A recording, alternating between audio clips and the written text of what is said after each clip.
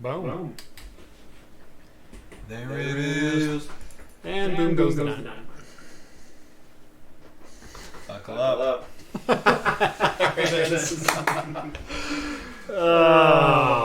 Let's get this show started. There we are. Welcome to Talking Heads, everyone. Episode 94, your once weekly live show for the latest in beer and tech news. I'm Jeff. I'm Rhett. Welcome, everybody. Rhett, how's it going? It's going so well that I decided to take my shoes off, going completely shoeless in the new studio tonight. You know, just trying to keep things... Just keep it relaxed. Yeah, exactly. Don't want to get too serious. Yeah, we don't got casual Fridays around here, but we do got occasional casual Wednesdays. I think every Wednesday is kind of casual around here. Kind of feels that way. Feels that way. Not many options you can drink beer. No. I cannot wait until this is my permanent office. Welcome to the show, everyone. We've got a great show. We've got a great show for you tonight. We have a great show for you tonight, if I can talk tonight. Let's see, if you are new to the show, you've never seen it before, thank you for giving us a look. We basically go over about 20 minutes of beer news at the beginning of the show, beer, alcohol related, whatever we feel like. We then go into the bulk of the tech talk, which usually takes a little over an hour and 20 minutes. Then it's 20 minutes of games, entertainment, pop culture, anything that we are interested in, or you are interested in, or whatever. So that's the gist of the show. We do try to keep it as family-friendly as possible. We do drink adult beverages on the show, but we keep the language and content to a minimum. So thank you for joining us. And as always, let me know down in the chat, what are you guys drinking tonight? And we'll try to give you a shout-out here at the beginning of the show. Speaking of drinking tonight, what are we drinking tonight, right? Well, we've got a couple options in front of us, but first, I think you need to address the chat before they lynch us. Sounds like you're in an airplane hangar. Apparently there's some echo going on. A little bit of echo? Hold on. Tell you what, I will check that echo. Super echo! Okay, I think I know those. Getting some phase. Yeah. I can fix that. Hold on. Oh yeah, I had it here too. Yep.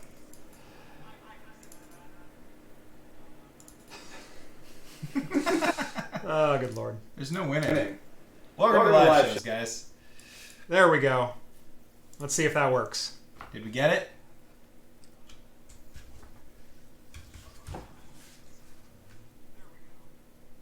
Boom. That fixed it. Yay! We did it! Hey, we couldn't have done it with our third man. That's you guys. Right. That's right. Unfortunately, I think I'm going to have to do that in a couple other scenes, so just bear with me as I go through and fix those. Nope, why don't I go ahead? I'll walk us through what we're drinking tonight. We got a couple different options here. Cool, they're all good. Awesome. Let's roll with it. Okay. So we got a couple different options here. Number one, the one that I brought. Here we have Lagunitas 12th of Never Ale. I haven't had this one, but I've seen it around. Yeah, I saw it in the store, and I was looking at to bring some Lagunitas. And this one is one that I hadn't had yet. Yeah. And it has this like really weird thing on the back about flying monkeys and horses and flying pigs, and rivers freezing over. But as wishes became horses and all the beggars rode under a newly blued moon at the dawn of the very 12th of Never, to the second to last craft brewery in America pressed the green start button on their canning line. We wanted to be the last small brewer in the U.S. to can their beer, and maybe finally by now we are. There you go. It says that the 12th of Never Ale is everything we've learned about making hop-forward beer, expressed in a moderate voice, pale, cold, slightly alcoholic, and bitter. It's all we know. Hey, it's about to be all we know, too. Fair enough. So that's that. I've got a couple additions. Well, actually, Skull sent this one in. Skull over on the Discord. Thank you so much. We're doing the Pseudo Sue, which we have had on the show before, but Rhett has never had. So I figured great time to break that one out of the cellar. And we've also got Sun River Brewing from over in Bend, Oregon. Their limited release Champagne Dreams Brut IPA. 7.2% brewed with champagne yeast. So this is freaking fantastic. And another one Rhett has not had before. Yeah, I've seen it around at a bunch of tap rooms around the area, but have yet to put it in my mouth hole. Put it into my face bucket. That's right. Well, what do you want to start with as the honored guest of today's show? That's a lot of pressure. Of episode 94. Ooh, episode 94, you say? 94. It's a lot of pressure because if I pick my own beer, I look like a conceited jerk. But I think that was the hangar on Mos Eisley that the Millennium Falcon was in. 94. Was it? Maybe. Hangar 94? Listener, tell us. Yeah. Tell us what hangar that Millennium Falcon was. Pretty sure it was 94. Docking Bay 94. 94. 94. Pretty sure it was 94. Could be. Yep. Docking Bay 94. Oh, nice job, Skull. Always there for us. That's right. I don't think that's... I don't remember everything, but numbers. Got them. How about this? First person to tell us what to drink, we'll drink that one. You guys choose. Boom. What are we doing? Bum, bum, bum, bum, bum, bum, bum. I'm going to wait. Bum, bum, bum. Oh, I just got us copyright struck. Yeah. Just for doing that. Into my face bucket is a keeper. I'm stealing that. If it was the same you said... Oh, no, that's... Oh, somebody said... No, wait, that's... The middle one. Purple. Oh. Limited... I don't know. The Sioux. The Sioux was first. We're doing the Sioux. Yep, doing the Sioux. Sorry, guys. Then somebody said the middle one, but I think Sioux was first. Whoa. No. Just kidding. Oh, I'm just in a great mood. Can't you tell? Yeah. You're spending all day in the rain and the mud. Dude, why wouldn't you be? And then the worst part is that I was working in the mud, and one of the guys I was working with, he like didn't want to get dirty, so he just like didn't get down there. Right. He spent like more time trying to get work done from where he could stay not dirty. That's lame. Yeah, it really pissed me off, but oh well. There we go. What can I say? A generous pour from a generous host. And I got most of the yeast, just for you. Good. Well, I like yeast though, so. All right. Cheers. Cheers, buddy. And cheers to you all. Here's to 94.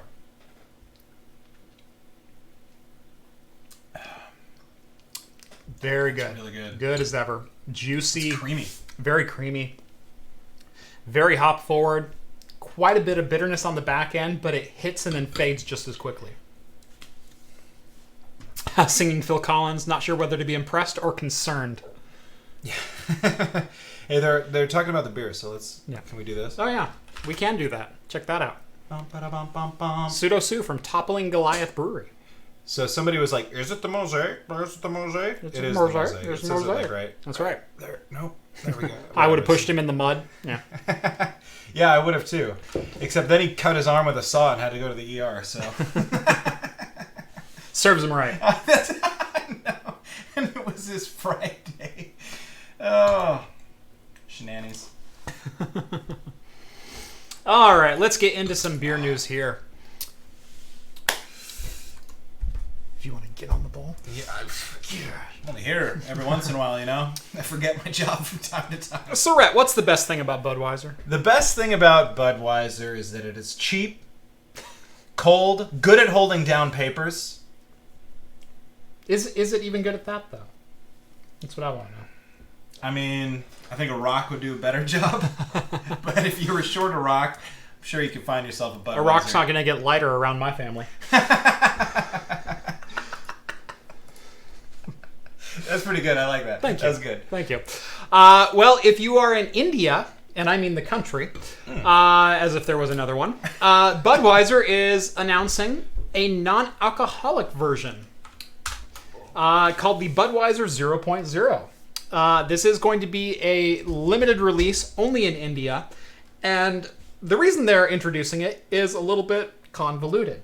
They say that they want to introduce a beverage to better compete with the non-alcoholic beverages that are on the market over there, and really bring something new to commerce over there. The answer, in reality, is a little bit. We'll say it's a little bit more drawn out than that. Apparently in 2016, InBev in Belgium was caught trying to duplicate barcodes on its bottles that it was exporting to India. And so InBev was actually banned from selling alcoholic beverages in the country. And so as a workaround, they're going to now start selling non-alcoholic beer in India. That's got to be the dumbest thing. I don't know who to be more impressed with there. It's not Budweiser. It's not Budweiser. That's true. That's true. I want to give them props for, not for the tax evasion, but for then going, well, fine, we're just going to sell non-alcoholic beer. Yeah. But who buys that? I mean, do Indians really, drink a lot of non-alcoholic beer?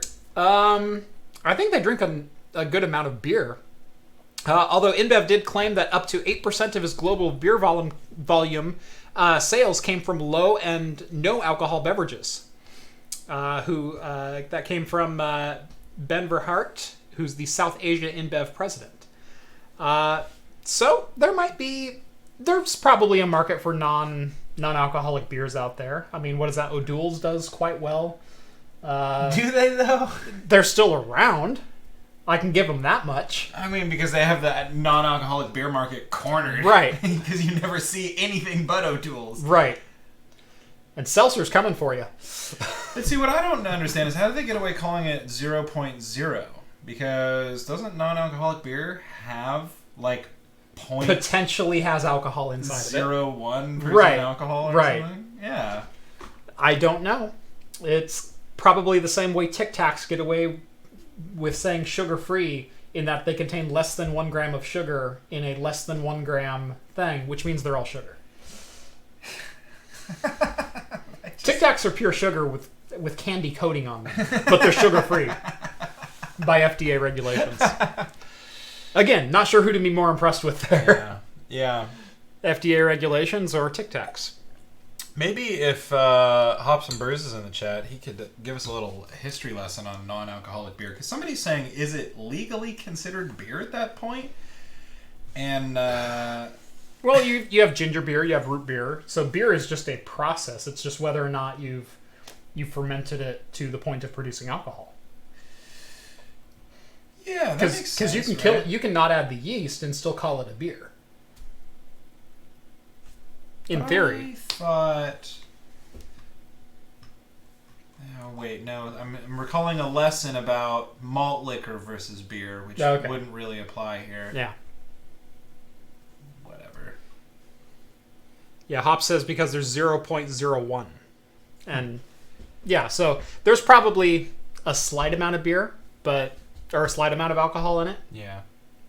Have to be 21. See, and that's the thing. I remember, O'Doul's, even as a young man, I tried to buy O'Doul's once, and they're like, you can't do this. I was like, but it has no alcohol. Pretty sure kombucha technically has more alcohol, but...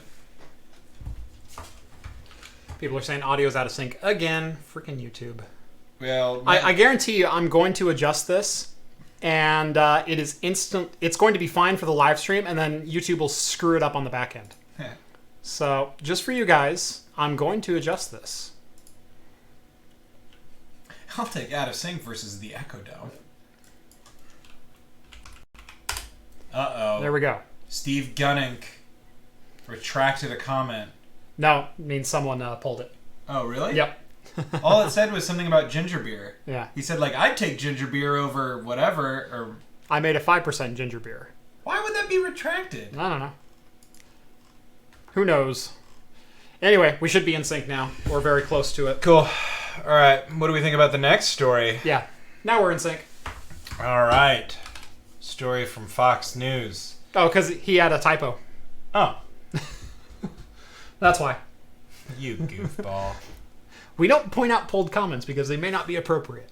Fair enough. Fair enough. Jeez. Yes, Jeff, it's off ever so slightly. Oh, shut up. I don't care anymore. You know what? I'm going to take it back just to screw with you. Yeah. He says in sync. Got him. You guys are on fire today. So, Fox News has a headline. Police remind hard seltzer drinkers that laws still do apply. That's right. This comes out of, gosh, where in Wisconsin was this? Was it in Wisconsin? It was in Wisconsin. Oh, yeah, I'm trying to remember. Kenosha. I said it. Boom. Yep. Welcome to English. So the Kenosha Police Department had to issue a statement in relation to a set of T-shirts that were circling around. And it was a T-shirt that said, "Ain't no laws if you're drinking claws," which obviously references the alcoholic seltzer White Claw, which John and I are now very familiar with. Basically, giving people free lease to walk the streets with an open alcohol container. The Kenosha Police Department says, no, that is actually not the case. Just because it's seltzer water doesn't mean open beverage container laws don't apply to you. You still can't walk down the street drinking beer. So, just a friendly reminder out there to everyone that just because it's seltzer water doesn't mean you can get schnockered in public. Yeah, this is true. That's right. I mean... I didn't think anyone would need to be reminded of that, but if anyone does, it's Kenosha, Wisconsin. See, the truth is people think there ain't no laws when you drink claws, but Moses brought two things off the mountain. He brought the law, and then he brought the claw. The law is always first, okay? Drink responsibly, folks. Are you proud of that? I am. It also took me... it's not nearly as good as my stone losing weight. That was pretty good, yeah. That was pretty good. That was solid. Gosh. See, the other thing about White Claw is that when you're drunk, W looks like an M. You might spend a long time calling them clams. Even the Wave headline looks like a clam.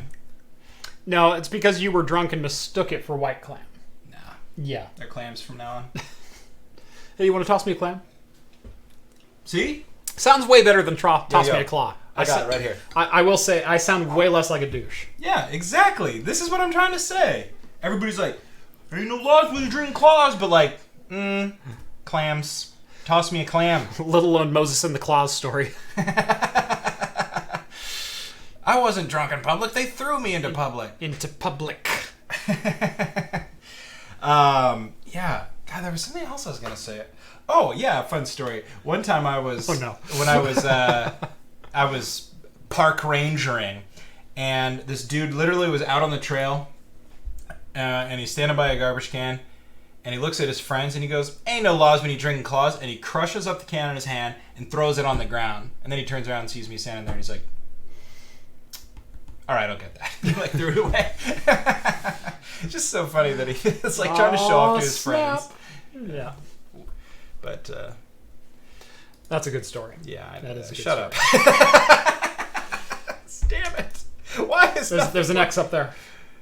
Down in the ad. You found it. In the ad. There it is. You're a genius. There it is. So the other good thing about Bud Light is that it's fairly low calorie, and that's one thing that a lot of the domestic beer producers, manufacturers, I'll call them manufacturers because that just sounds more accurate. Yeah. That the domestic beer manufacturers will claim is, craft beer makes you fat. I mean, there's some beers that we have that are legit like 270, 280 calories. You get a heavy bourbon barrel-aged stout, 350, 400. Yeah, I was going to say, I was like tracking some calories once upon a time, and like, I don't know if they were correct. Don't. But I would punch in the beers, and they had it all like cataloged. And like, some of them were like 500 calories. I was like, I've been drinking like 4 of these. Yeah. Yeah. Yeah, it's like, I've been doing really good on my diet. I think I could have a beer tonight.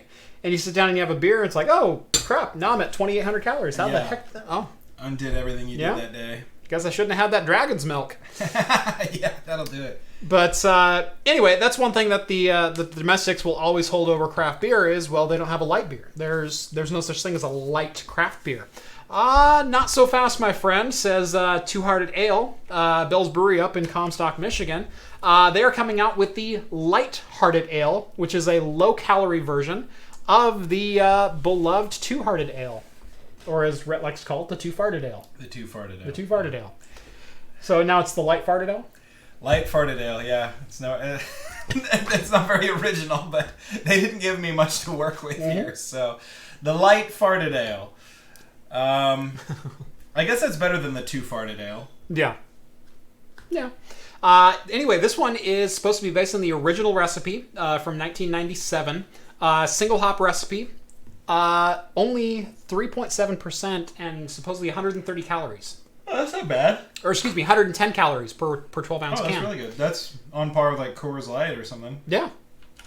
Yeah. Calorie wise, it's just it's around the same as a Coors Light. You know, not quite to the Michelob like 95, but you're in the conversation at least.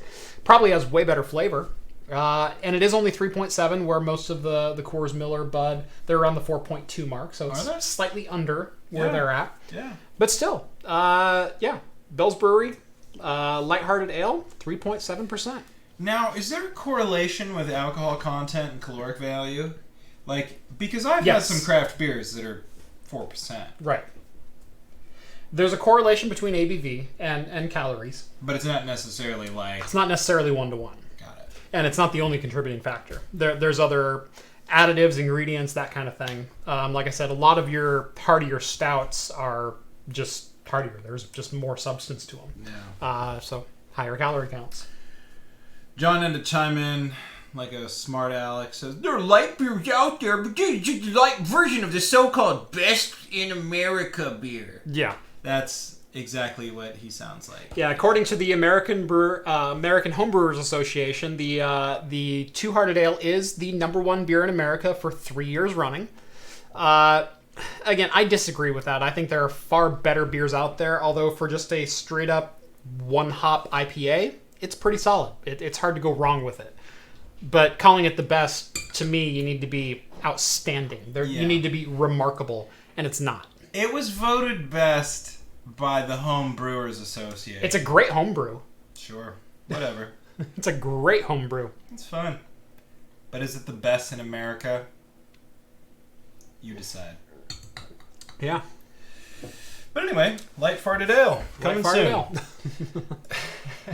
Look for it in a grocery store or bottle shop near you. And that's going to wrap it up for the beer news. On to the tech. See, it's 8:22. Did you have to wait that long to... And that was counting technical issues. Put the echo back on so Jeff can announce. Sunday. Yeah.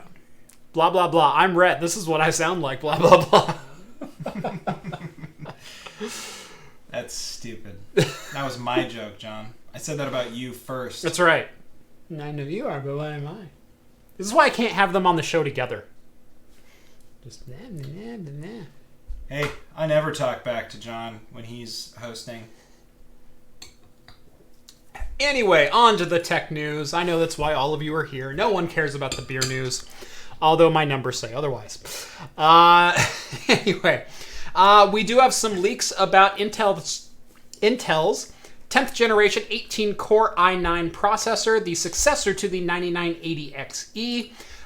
We've got news about Intel's Lakefield stackable mobile CPUs, which are going to enable new form factors in mobile devices, namely laptops and ultrabooks. And we have a new Motorola Razr phone. Oh, and PowerPC is going to start competing with RISC-V. So all that and more coming up here. Starting with Intel. We'll start with their two leading stories. 10th gen 18-core processor. Supposedly, the successor to the 9980XE has a multi-threaded score that is 11% higher than the 9980XE. However, it still loses to Ryzen. For considerably less. So, Red, if you scroll down, there's a table down below. Jeff, I love tables. I know you do, right there. So here we can see a breakdown of the relevant high-end Ryzen SKUs and the high-end Intel SKUs, the last couple of generations for them. So if you look at the 7980XE, their previous top dog in the 7000 series, 2.6 gigahertz with a 4.2 boost, 24.75 megabytes of cache, and it scored decently. 18 core, 36 thread. You have the 9980XE, which was the successor to that, which dropped the price by a whole $65, and they soldered the IHS on. Other than that, it's pretty much the same chip with a slightly higher boost. 4.4 boost for single clock, 3.0 for a base clock. So obviously a little bit faster multi-threaded, 1% faster single-threaded. So it tells you there was a lot of improvement to be had there. And in our 10th gen, here we see the same 18 cores, 36 threads. We actually see a lower base clock at 2.2 and a lower boost clock at 3.2, the same amount of L3 cache. And it's about 10 to 11% faster than the 9980XE, but ties it for single-threaded performance again. And again, these clocks are very early. We don't know if the 2.2 is an engineering sample and it's actually boosting well beyond that. A lot of times there's a lot of variance in what's reported and what's actually being processed on an engineering sample chip. But sitting right next to that, we have the Ryzen entries, and not even the high-end desktop Threadripper, which we know are coming. We have the Ryzen 9 3900X, which is a $500 consumer part, which almost beats out the 9980XE in Geekbench, and definitely beats it in the single-threaded performance. And then you have the upcoming 3950X, 16-core, 32-thread, 3.3 gigahertz base with 64 megabytes of L3 cache, costing only $750, beating the new, whatever, the 10 980XE or whatever the bloody heck they're going to call it, by 12%. Oh, and single-threaded by 9%. And the cost difference is just and $1,000 less. I mean, I guess that's a big question about Intel's new. I don't care if it's $1,200. I don't give two craps if it's $1,200. Even if they price it to be competitive with Ryzen, it can't be higher. No. And that's my point. Is but they're not going to take $1,300 off the price to price it where it needs to be. But it's not going to be a $600 chip all of a sudden. But I wonder if they did, what would that do? Oh, and realistically, these don't sell for $1,750. That's for bulk pricing. That's for tray pricing. These are $2,000 shelf price. You get this from Amazon. You walk into Fry's or Micro Center. It's $2,000 for this chip. I mean, would Intel just go under if they made it a $600 chip? Is that what would happen? No, Intel is in no worry of going under. They've got a lot of other business avenues that they're still raking in money for. They're still seeing record quarters, quarter after quarter. This pisses me It's off. just their consumer and their chip market is taking a nosedive. And just wait until Epic second generation really gets cooking on the market. They literally just released a couple weeks ago. That's where Intel's going to take their nosedive. That's where they're going to lose market share. And as soon as Ryzen can start keeping up with demand a little bit, because the 3900X is still out of stock everywhere. The 3700X is still out of stock in most places. It's very, very difficult to get their two flagship chips right now. And we're not even to the 3950X, which doesn't release until September. But just wait until Ryzen gets its feet underneath it. If they can keep up with demand, it's going to be hard for Intel to beat them. Yeah. Very, very difficult for Intel to beat them. Let's see. Their naming schemes match their pricing. I agree. Yep. Those tables, those are hard to read when you're drinking that beer. It's fine. We like tables. They hold beer. That's why I have coasters. Terrible joke. I'm almost done with mine, so we can get into the next one here in a second. Yeah, it's all right. You're reading the news. That's right. We'll allow it. I chugged it while you were talking. Right. Now, we do know that there is some information here on the second generation Threadripper. That is the 2990WX, the 32-core, which does come out slightly on top for multi-threaded performance, but does get beat pretty handily in single-threaded performance. And those chips are almost the same price. They're about $1,600 for the Ryzen, $1,700, $1,800 for the Intel. So they're priced probably about where they should be. However, this is, again, without talking about third-generation Threadripper, which we know is probably coming to market, at least with a soft launch in November. Maybe a firm launch in November, maybe a firm launch after the first of the year, with 16, 32, and 64-core consumer level high-end desktop chips for probably the same or less than Intel is charging for these. 64 cores, $2,800. I'll give you that one. But 32 cores, I wouldn't be surprised if we're at $1,300 for 32 cores. With a couple iterations in between, you've got your 48 core sitting right there at maybe $2,000 even. Yeah. So, yeah, it's going to be some very, very interesting times coming up. Like I said, as soon as Ryzen gets its feet under it, because nothing I've heard is looking bad for Ryzen, and everything I've heard is looking bad for Intel. I just gotta say, Bob Carpenter had a great idea. Someone needs to brew a beer called Bread Ripper. Yeah. And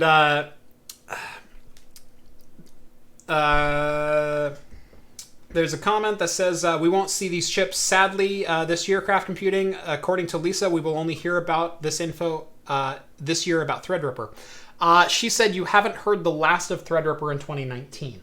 That means absolutely nothing. That's industry speak. That could mean we're going to tell you Threadripper 3 is coming on a slide, and that's it. We could also launch them in Q4. That literally means nothing. All they're saying is we're going to say the word Threadripper again. That's all it means. So, and what I've heard is TSMC is ramping up production for Threadripper 3 chips in October, which means probably a late November, early December physical launch of the chips. To coincide with Intel's launch of their 10th gen high-end desktop chips. So it's going to be a busy holiday season. But that's what I hear. I'm predicting sometime around Thanksgiving. Maybe a December 7th launch, because they've been launching on the 7th of every month this year to commemorate 7 nanometer. So February 7th, July 7th, August 7th, September 7th have been their launches so far. So there you go. Yep. That chip is going to be huge, though. Well, yeah. No bigger than Threadripper. The one slight glimmer of hope that Intel has is actually in their mobile lineup. Let me finish this beer and we'll open another one. Well, if we got to. Mm-hmm. God, have you guys ever gone to a job where your boss forces you to drink beer? I like this. Another!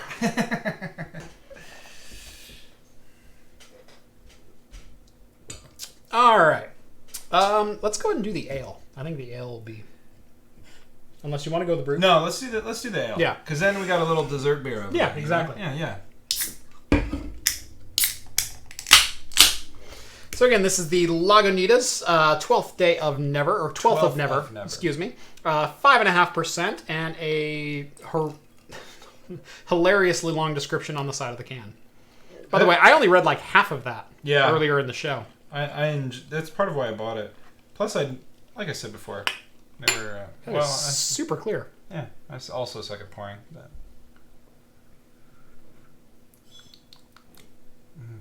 Just wet the lips a little bit. That's how you. Boom. Mm. Boom. On the job drinking would be my dream occupation. Yeah. So you gotta wake up in the morning for all those sweet press briefings. Yeah.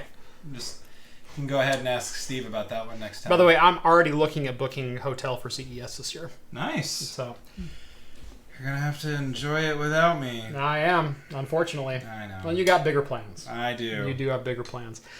Cheers, all. Lagunitas 12th of never.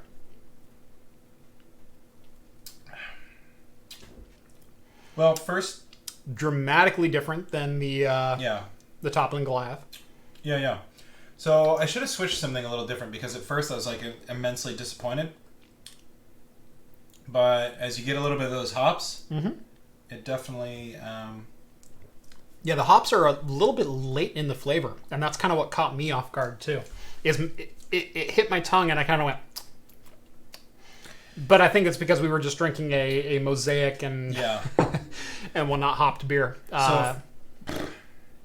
Not to interrupt you, so sorry. Yeah, but first thing I noticed, just like very, very, very lagerish. And it's very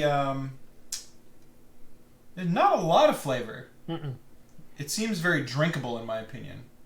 Hot day type of beer. Yeah, lawnmower beer. Yeah, lawnmower beer. Yep. There's hops there. Mm-hmm. It's not hop forward. They lied about that. Yeah, I'm this not sure. This is not hop forward. They say hop forward is all we know how to do. Well, apparently not. No. And it's interesting because it almost tastes down like a watered down version of their IPA, which I'm okay with. If you knew what you were getting into, this would satisfy that. Oh no. Oh, don't worry. We're on a 70-inch screen at John's house while he's watching his beer ferment. That's creepy, dude. That looks like some Deliverance style stuff going on right there. Friggin' big old jug. Also, turn some lights on. Yeah. You freaking creeper. Yeah. Jeez, John. Just kidding. I'm just kidding, you crap. I love you. I'm not. Oh. Beer 2, Lagunitas Brewing, 12th of Never Ale. Yeah, it's okay. Like I said, if I think if you knew what you were getting into, then this is a good beer. I think I always expect a little bit something a little bit bolder. Show them up there. The can? No, just either one. Just how clear that is. Yeah, look. Yeah. Oh, no? Okay, here, check this out. Demonetized. Yeah, I know. Yep. Lagunitas 12th of Never. It's good. It's not as bold as you come to expect from Lagunitas. No. I don't want to call it a session because it's not quite that, but it's not an IPA. No. And it's not hop forward. No. And again, one of my big measuring points for beer is, do you taste like how you described it? And this doesn't quite taste like how they described it. They described it as very hop forward, very hop flavorful. Yeah. And to me, it's a very nice, light-bodied, drinkable beer there's some hop profile there, but it's not hop forward and it's not super bitter. Yeah. There's just not a lot of flavor there. Now, if we're comparing ales, I personally prefer this over the Too Farted Ale. I don't know about that. I'm just kidding. I don't know why I'm such a jerk tonight. I don't know. Let's check back about this in a little bit. Yeah, let's do that. Anyway, there is some glimmer of hope in Intel's portfolio that they announced, and that is some power-sipping Lakefield chips for, quote, weird new PCs. They're calling this the Foveros chip, which will debut chip stacking technology. Basically what this is they've kind of introduced this already with their stacked iGPUs integrating the Vega 20 graphics into the, the 8807G, the i7 8807G, where they took an Intel quad-core CPU, they stacked a Vega die on top of that and HBM memory on top of that and made it a single package. They're kind of looking at doing that, but with multiple processor cores stacked on top of each other, and allowing for a much, much smaller package overall. Yeah. They're saying the cool thing about this is is going to allow them to do dual screen laptops, convertibles, and the like, where you could have dual touchscreen laptops like we've been teased from Lenovo and a couple other brands for the longest time. And end up with a motherboard footprint that's literally about a quarter the size as their current day footprints. Yeah. I don't know if you've ever opened up a modern laptop like even my Dell right here. Yeah. Dell Inspiron 14. It's the 5325 or something like that, I want to say. Ryzen 5 mobile chip, Vega 11 graphics, does have socketed memory on it. And there's no SATA ports. It's just an NVMe drive. This board is surprisingly small. It's about this big. I mean, it's fairly tiny. It's maybe 6 inches by 4 inches. Dang. Area. The rest of this is battery. That is. The rest of the internals is battery. So considering the footprint of this laptop, it's a pretty small footprint already. They're saying a quarter the size of that. Getting down to like not quite Raspberry Pi size footprint, but in the ballpark. That is tiny. Right. That's kind of impressive. Right. This is something that they kind of teased several months ago, wasn't it? Yeah. Because I remember we talked about this before. I think at Computex they teased a little bit of this. That must have been what it was. As we were breaking stories from Computex live on Talking Heads. Yeah, that was fun doing that live. So yeah, Lakefield, they are predicting it's going to be fairly competitive, but the big question is, can Intel actually produce those 10 nanometer fabs? And that's been the big question. They haven't been able to get those out in bulk. And if they're not getting those out in bulk, Lakefield won't see the light of day. So at the moment, the only 10 nanometer chips that they even have, they can barely ship, and they're dual core, super low, like 10 watt mobile chips. So they're nowhere near the high performance mobile chips or even low end desktop chips that they need to be to stay in the current markets. Excuse me.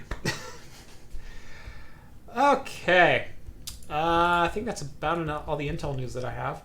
We'll get into some YouTube views. YouTube use. I keep confusing my syllables tonight. Your syllables? Yeah. Hey, it's all right. I just can't say the right consonants tonight. Screw them. No more consonants. No more consonants. All night. Good luck. Here we go. I'm unwit-continent. It legitimately looked like you were having a stroke right there. Pretty close. Please don't have a stroke on the show. Yeah, pretty close to it. YouTube sues in YouTube news. Good lord. I swear these are only my only 2 beers of the night. Could you just imagine us on like Coin News or whatever? Like, yeah. YouTube sues tonight news. Dr. Seuss returns. Yeah, we've got the pseudo sue from YouTube. In other news, YouTube sues the Seuss from Sues. Yeah, it shouldn't have been as fun as it was. Ubertuber news. Thank you. All right. And one of my other famous flubs, Ubertuber. Ubertubes. What was the other one? Ubertuber was what it was. There was one I was on a few months ago, and you had a pretty good one. I can't remember what it was, but oh well. That's how all my stories go. Pretty anticlimactic. That was pretty funny if you were there, and if you have any inkling to what I was talking about. Just go back and look for one that I was on. Yeah. The old studio. Those happen once a month. Can't be too hard to find. Yeah, exactly. That's what I was thinking. That's right. Anyway, in YouTube news, YouTube sues a user who issued bogus DMCA takedowns. I got it right. I don't know why that just tickled me. I thought you were just making it up again. No. That was... I'm sorry. Yeah. That was good. You nailed it perfectly. In YouTube, No, you nailed it. I hate you. Just go on. No, it was you so cut me good. off mid-sentence. You cut me off mid-sentence. I'm sorry. I hadn't finished it yet. It was so good, I thought it was fake again. In YouTube news, YouTube sues user who issued bogus DMCA takedowns and swatted other users as retaliation. So this was actually kind of a serious story. Luckily, no one was injured. Nothing came of the swatting attack, but it did happen nonetheless, and this was all because of YouTube's DMCA takedown system. This has been quite the source of controversy over the last 12 months or so. Longer than that, but it's really coming to a head as a lot of people are starting to weaponize the DMCA system to literally completely demonetize established channels, restrict views, and almost use it as a form of censorship. It's finally kind of coming to a head, and this actually started to change YouTube's internal policy for how they handle DMCA takedowns. More on that if I'm able to remember what they did, because I didn't put it down in the news story. Anyway, YouTube is suing a Nebraska man that's, and this is quoted from Ars Technica, is suing a Nebraska man the company says has blatantly abused its copyright takedown process. Defendant Christopher L. Brady abused YouTube's DMCA to demonetize 3 separate channels by claiming every single video on their channel and then basically blackmailing them and saying pay him $300 via PayPal or he was not going to release the claims. And what he did is he claimed every single video. He then took down 2 of the videos under DMCA as fraudulent. So he demonetized the channels, issued 2 claims to take down 2 videos, and YouTube has a 3-strike system where on your 3rd strike, they delete your channel. Yeah. And there's really no recourse from the user. And honestly, it's been a crap system for a long time, and I'm glad YouTube is finally starting to take a little bit more of an aggressive approach towards people who are abusing the system. But it is a little bit too late, in my opinion, to start really coming full circle on it. Yeah. Yeah, didn't they, like, take down their sort of automated, like, copyright claim system? No, it's still up. They took down... No. The automated copyright claim system is still up. However, on the user side of things, so on my end of things, so let's say you're in the MPAA or MIAA or whatever the Music and Motion Picture Associations, and you issue a copyright claim on my video. Yeah. So let's say I had 6 seconds of The Matrix playing. Sure. So I wanted the scenes with guns, lots of guns. But it was in context with my video, and I used it in a transformative way or as a reference to pop culture, which is inside of fair use, and I am fair to do so. Yeah. However, you as Warner Brothers or whoever said, no, Matrix is our property, I'm going to claim that video. By claiming my video, you would claim all of the monetization for my video, even though all I did was play 6 seconds of your clip. Now, under fair use, it's technically legal, but who's going to win? Am I going to sue Warner Brothers for the right to fair use of a 6-second Matrix clip? Or am I just going to say, you know what, I was only going to get 1,000 views on that video anyway? I'm probably just going to give up. And that's what people have been doing. There is a new tool on the defendant side of things where I can say, whoa, the offending content is only 6 seconds long. You can have 6 seconds worth of my monetization if your claim is valid. Yeah. You can also counterclaim as has been available before. However, the issue that we're talking about here does have to do with the counterclaim setup. In order to issue a counterclaim or basically dispute the claim, you have to give the plaintiff your personally identifiable information. You have to tell them who you are, what your address is, etc., because it's illegal filing. There we go. So in 2 of these cases, there were 3 cases that YouTube is bringing up. In 2 of these cases, they're suing the defendant for blackmailing to YouTube channels. In the 3rd case, the 3rd user counterclaimed Chris Brady, and Chris Brady used that information he got from the counterclaim forum to swat that YouTube user. So this is obviously still a very much ongoing legal battle. There's really not much that's come out of this yet. And in fact, there wasn't any proof that Brady used the counterclaim to swat the user, but because there's no police report filed for it or any evidence linking it, but YouTube says it seems likely that this was the case. Yeah. Now, there is language inside the DMCA to punish abusers of this system.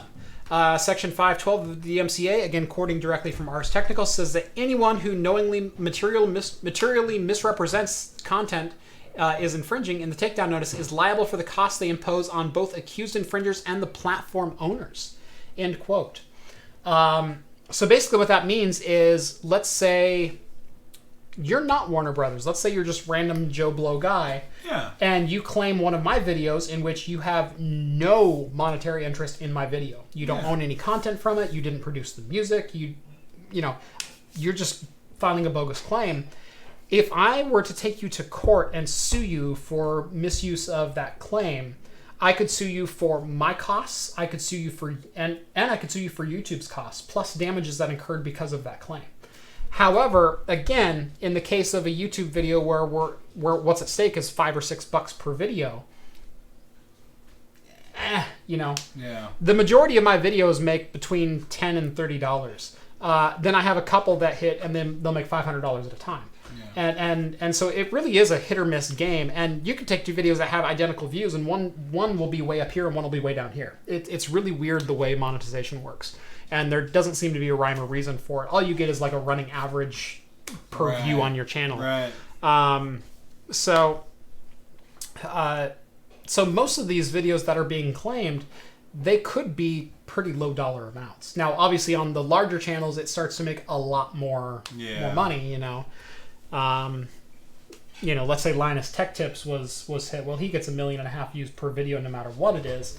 That's big money. That's a very sizable chunk of change that he'd be out of if they started doing all that. So, well, there we go.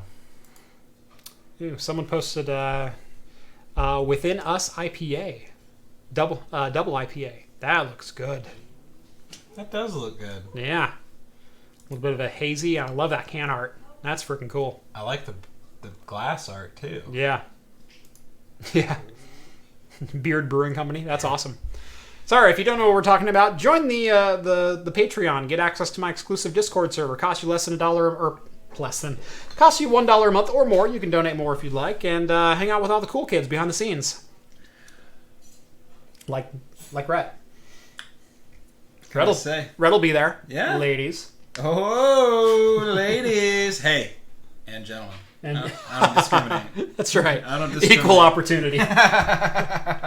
I'm accommodating, to say the least. Beers and bites. Cheers, buddy. What a delicious... This is growing on me, by the way. I know we said we'd revisit this. Yeah. This is growing on me. It's a very drinkable beer. Yeah. Look, it's not bold. It's not what we've come to expect. Mm-hmm. But they told us that this is the culmination of everything they've learned. And if that's the case, they learned that people like to drink beer. That's what they learned here. Becky Pooh says she's taken. Well, so is he. Sorry, Becky Pooh. That's right. In another life. And if I lived in Kansas or something. Wherever. Anyway. Getting off topic. Kansas sucks.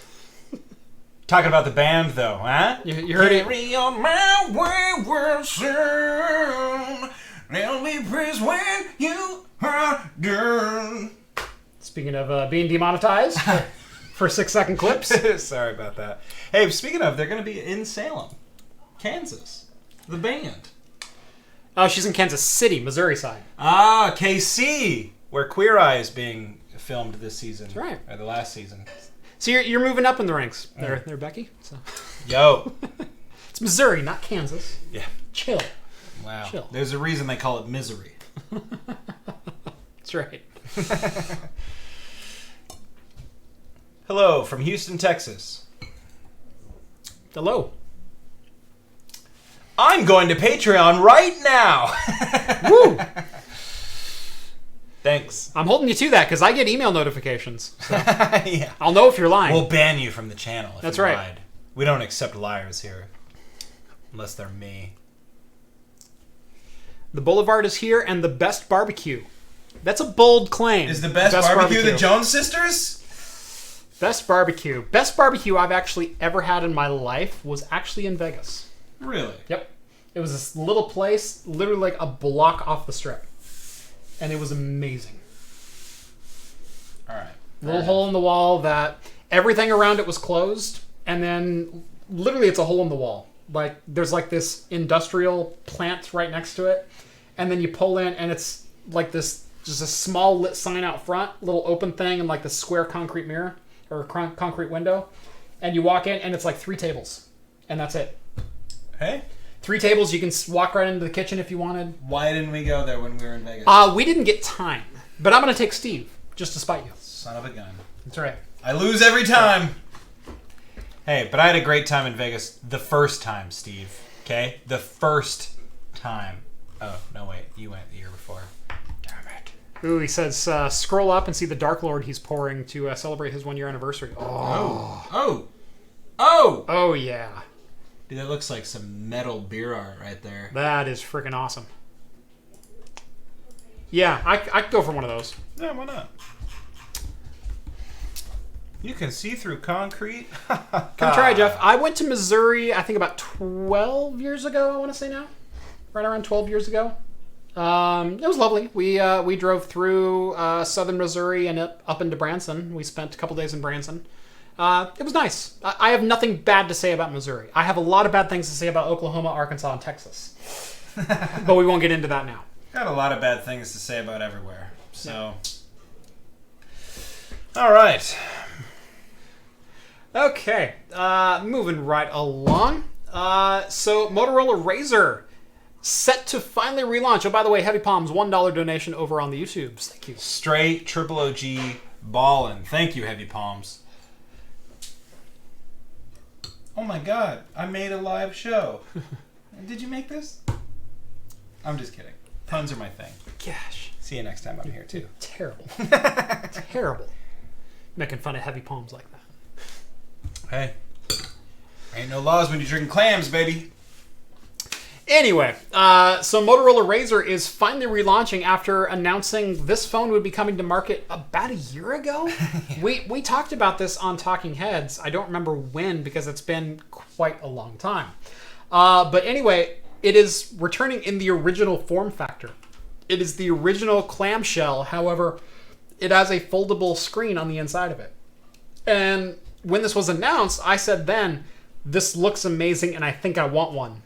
However, they also announced the price this time around. Yeah. $1,500. A little expensive. I can't stomach that, especially after 2 weeks ago I ranted about the rising cost of cell phones and how they're just status icons anymore, and I can't possibly fathom spending more than $700 for a phone, let alone $1,000 or $1,200 or $1,300 that you get for the high-end Samsungs and iPhones, and not even getting into the luxury phones. That's just the American phone market. Right. But $1,500. I'm sure it's gorgeous. I'm sure this phone is freaking awesome. I'm sure you're also going to deal with a couple of creases right in the middle of the screen. Just like the Samsung Fold, just like the Huawei, whatever. Well, and didn't they have issues with those not only just creasing, but like breaking? Samsung had Samsung? Samsung. I thought yeah, the Samsung Fold. Had issues with them breaking because of the material that they used looked like the plastic pull-off material, the screen protector that comes on the phone. Yeah. And so every single reviewer got it and went, oh, that's a really nice phone. Oops. And literally ripped the screen off the phone. So yeah, it was not a good look and a good launch for the Samsung Fold. I'm really curious how Motorola is possibly going to pull this one off. I love the form factor, but not for $1,500. Dude, is a foldable screen really test that well that everybody feels like they have to make one? Yeah. Do you want a foldable screen? I want a thinner phone. Sure. But I also want a smaller phone. Have you seen The Expanse on Amazon Prime Video? I have not watched that yet. Okay. They got these sweet things. Everybody's got one. It's their little phone tablet thing. They're a little piece of glass, basically, a little thin thing of glass, and they everything they do with it is all sci-fi, or whatever. But they're yeah. Or they they make calls on it, or they do whatever. They watch things on it. Yeah. But it's this weird all-in-one device. Yeah. And every time I see it, I'm like, I want one of those. Right. Just a thing. It all looks the same as everybody else's. Yeah. Do you know what I want? I want to go back to the iPhone 4. Yeah, that's... Maybe the 5S. Maybe the slightly taller In terms one. of the minimalist design, sure. Right. That's exactly what I'm talking about almost. That was one of my favorite phones of all time. Yeah. Just because it fit in your pocket. It was easy to hold and navigate with one hand. Yeah. I don't use my phone for a media consumption device. I don't watch YouTube on my phone. I don't play games on my phone. No. It's there so I can browse Reddit. It's there so I can check my YouTube. It's there so I can read email. That's it. And when I say check YouTube, I mean read comments and check my channel and make sure my video is performing as it should. And to check into Untapped. And check into Untapped. And to chat on the Discord. Discord is actually probably my number one app on it. Is whenever I'm sitting there, waiting on something else, I'll open Discord and I'll start chatting. Yeah. Send a couple of tweets, but it's not a media consumption device for me. It's a mild production device, and that's it. And I want to go back to that iPhone 5S, iPhone SE size screen and size device, and a battery that lasts a day. Yeah. Yeah, it's... The smartphone market has always been something that kind of bothers me a little bit because it's all it's like a designer market, just I don't know, I can't think of anything off the top of my head all of a sudden, but we're talking about typical Apple stuff earlier off the air, and we'll get to that story in a bit, but the markup and all of the things that for some reason some accountant or whoever got in their head that everyone's going to spend money on. I don't want a foldable screen. Right. Honestly, I want something that's functional and that works. How did you get a Great Notion Brewing over in St. Louis? Wow. He's just a straight triple OG baller. That's right. But seriously, Great Notion, great stuff. Sorry, more comments on the Discord. But yeah, it's tough. Again, I've ranted about cell phone pricing before, and I've ranted about a lot of pricing, how the cost of living has gone up, and it's not just the cost of like housing, it's the cost of everything you need to buy to have devices for functioning today. It's the cost of your cell phone. It's the cost of your cell phone service. It's the cost of your internet. Yeah. It's the cost of cable or satellite or streaming services. It's the cost of your mobile data. It's the cost of gas. It's the cost of your car. It's the infotainment system in your car. It's your mobile Wi-Fi, so you can be connected with your car and your phone and your tablet. It's the cost of your tablet. All these things add up that we didn't need to buy 20 years ago. And I sound like an old fogey when I say that. No, but it's the truth. And, right. And what's the reason that you get all these things? Oftentimes it's because the person next to you has them and you think that it's going to revolutionize your life in some way or another. Right. You know, truth be told, I thought Netflix was a gimmick, but y'all heard me on the show 100 times that every single time a new thing comes out, I'm always resistant to it. I thought widescreen was a gimmick. I thought it was going away. And same thing with Netflix. When they started doing streaming, I was like, what a joke. What a joke. Netflix truly has revolutionized my life in a way where I realized I don't need cable anymore. Right. Because cable is the same thing. You get it because your neighbor's got it and they've got 200 channels. Like, why did people get cable? Like, yeah, I guess there's some good programming on there, but, it's like, when I didn't have cable, I made do. Right. I watched the news or I watched OPB. You know how much stuff I learned? Watching Nova late at night or whatever. You watch Antique Roadshow, admit it. Heck yes, I watch Antique Roadshow. Why not? Right. How do you think I learned how to flip? I'm not saying admit it. I'm saying you didn't watch Nova and learn crap. You watched Antique Roadshow. I watched a lot of Nova. Gosh darn it. I learned about Shackleton, the boat with the whiskey. Yeah. In the Antarctica. That's right. That was there once. That's right. I don't know. Learned a lot of stuff. Too many things. But that's the whole point, is that and Netflix has still remained cheap enough that it's not. We actually got rid of Netflix because it's $15 a month and it doesn't have the shows we watch on it anymore. I can only watch The Office so many times. I can only watch this so many times. Yeah. Parks and Rec. Doesn't got Futurama anymore. Right, doesn't got Futurama. I have the DVDs for that, so not a big deal. Me too, yeah. I've got those. I only got season 1 through 5 though. Yeah. So sorry. I've got 6, 7, 8 as well. Wow. Well, I have the movies, and then I've got 7, 8 because the movies are season 6. I guess we'll just have to combine our DVD collection. Yeah. So we'll have to do that. But and that's phones.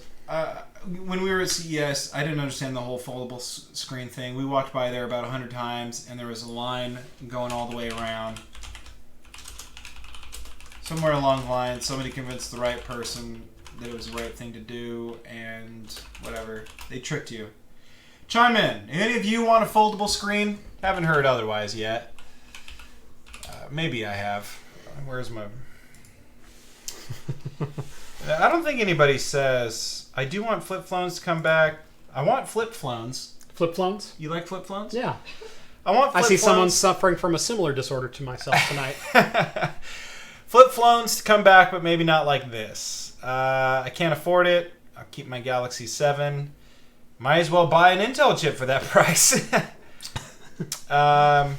9980XC or a Motorola Razr. I never thought I'd ever have to make that decision. Yeah. Heavy Palms works at a cell phone retailer, and he can definitely, or she, so sorry, I don't know. They can definitely guarantee that it's going to sell like hotcakes. Yep. So. Yep.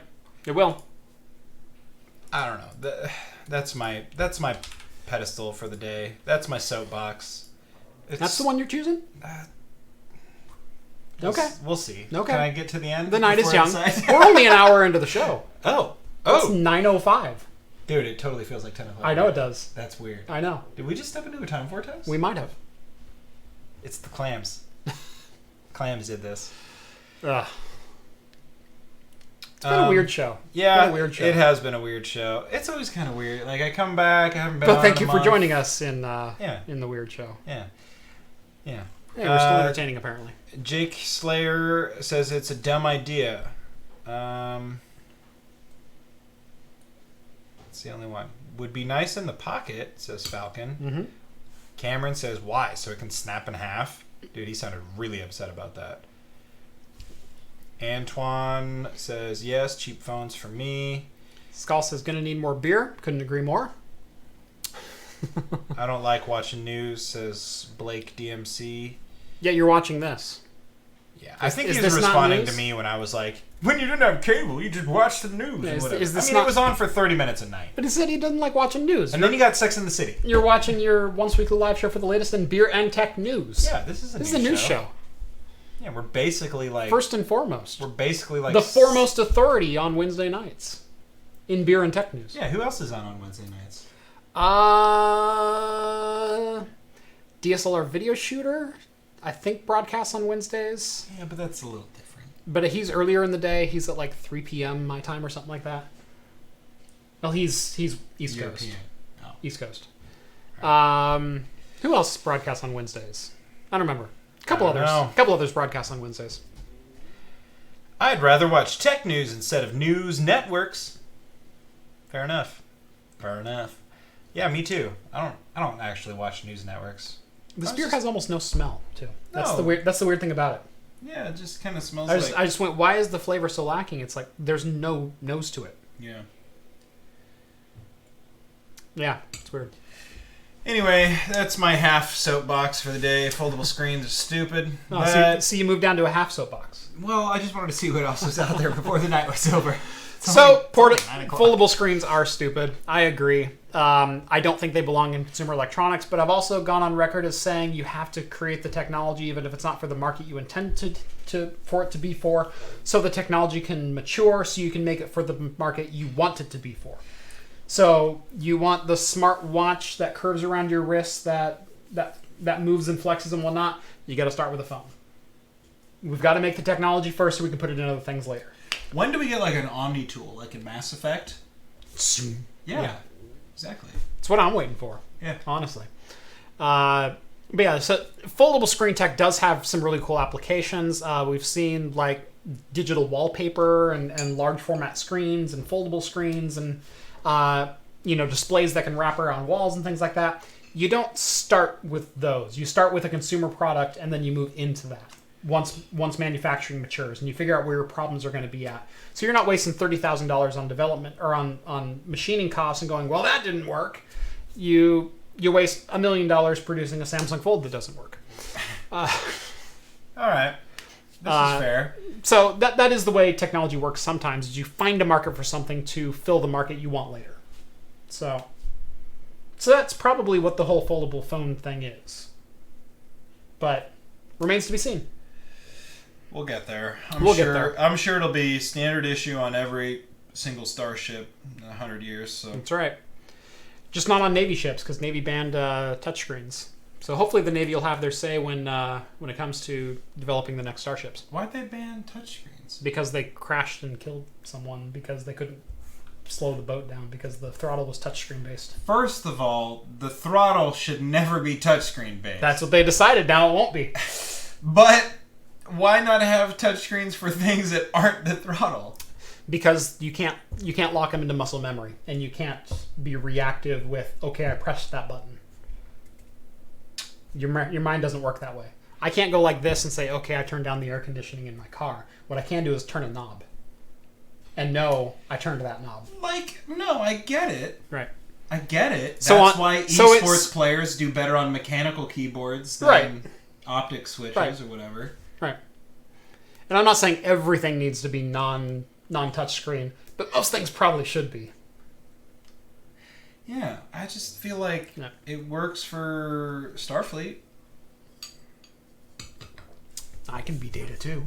However, I feel like the throttle on a Starship is definitely not touchscreen.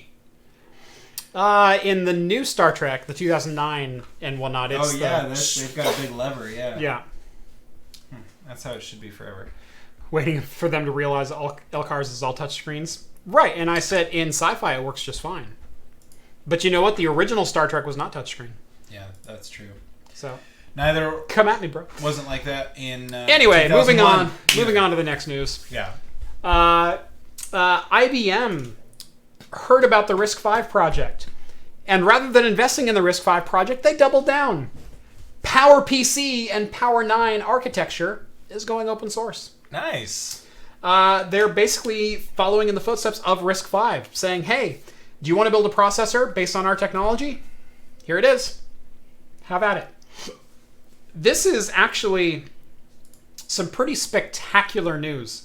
And pretty big news that I didn't expect IBM to come out with. Because PowerPC, for still quite a long time now, is a lot of IBM's bread and butter. It's a lot of their patent portfolio. Obviously, there's a lot of IBM's patent portfolio out there. But this is one of the things that they've held pretty close to the vest for nigh on 2 or 3 decades, is PowerPC-based architecture. And for them just to go, yeah, well, let's just open it up. That's a pretty big deal. They might have seen the success that RISC-V was having, and the developments that were happening with RISC-V architecture, and people embracing that technology and saying, well, we can build our own scalable CPUs and FPGAs and whatnot, and integrate them in and build custom designed chips for custom built things. And IBM goes, well, you know what? There's probably a big market in that. Let's go for it. Yeah. So again, it's a very long article with actually not a lot of data in it. It's mostly talking about Qualcomm RISC-V and the trouble with developing CPUs inside of China. But we did talk about, I think it was last week, about Alibaba touting a 16-core, 64-bit, 2.5 gigahertz, 12-nanometer RISC-V based processor, and considering making those blueprints open source. So that's big news, and that's the most powerful RISC-V chip that's been announced to date. And Open Power IBM maybe just wants a little piece of that. Yeah. So I know Linus Tech Tips has done a couple different videos on Power 9 scalable systems with like their 64 and 128 core systems that they've built that are basically based on standard design motherboards, but just with Power 9 architecture instead of standard x86 or x64. So could be interesting times here in the next couple of months as this starts to roll out, and we might start seeing some non-x86 competition in the market like we haven't seen for quite some time. I mean, ARM kind of hangs around in the server market and definitely on the mobile side of things, on the super lightweight side of things. But we might start seeing a couple other players, be it RISC or PowerPC, which PowerPC really hasn't been relevant since the early 2000s, since about 2004, since Apple switched off of using PowerPC-based architecture in their Macs and moved over to Intel. So competition's a good thing. Yeah. And this is one more player entering the chip market. Entering the big boy consumer chip market. Yeah. Not just research development, etc. So, kind of a big deal. About the only one we haven't seen get into the mix yet is Sun and Spark with their Spark architecture. So, Oracle, where you at? Come on, get on board with this. I could totally go down with that.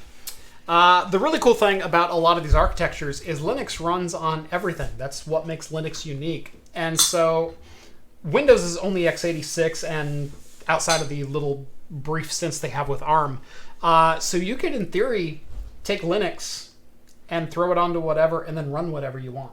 Now, there might be some different libraries, some different packages, different dependencies for running on a SunSpark system or running on an ARM-based system or an x86 or a PowerPC. But you can still run it. And once the development is there, it'll run just fine. And once your dependencies have been built for whatever process you're trying to run, you can install those and run them natively. And so Linux actually has the most to gain from seeing a lot of these new architectures come up and start making it into the open world.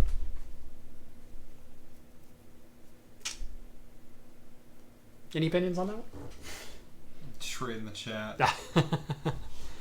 Oracle will never open up Spark. I know they won't because they're Oracle.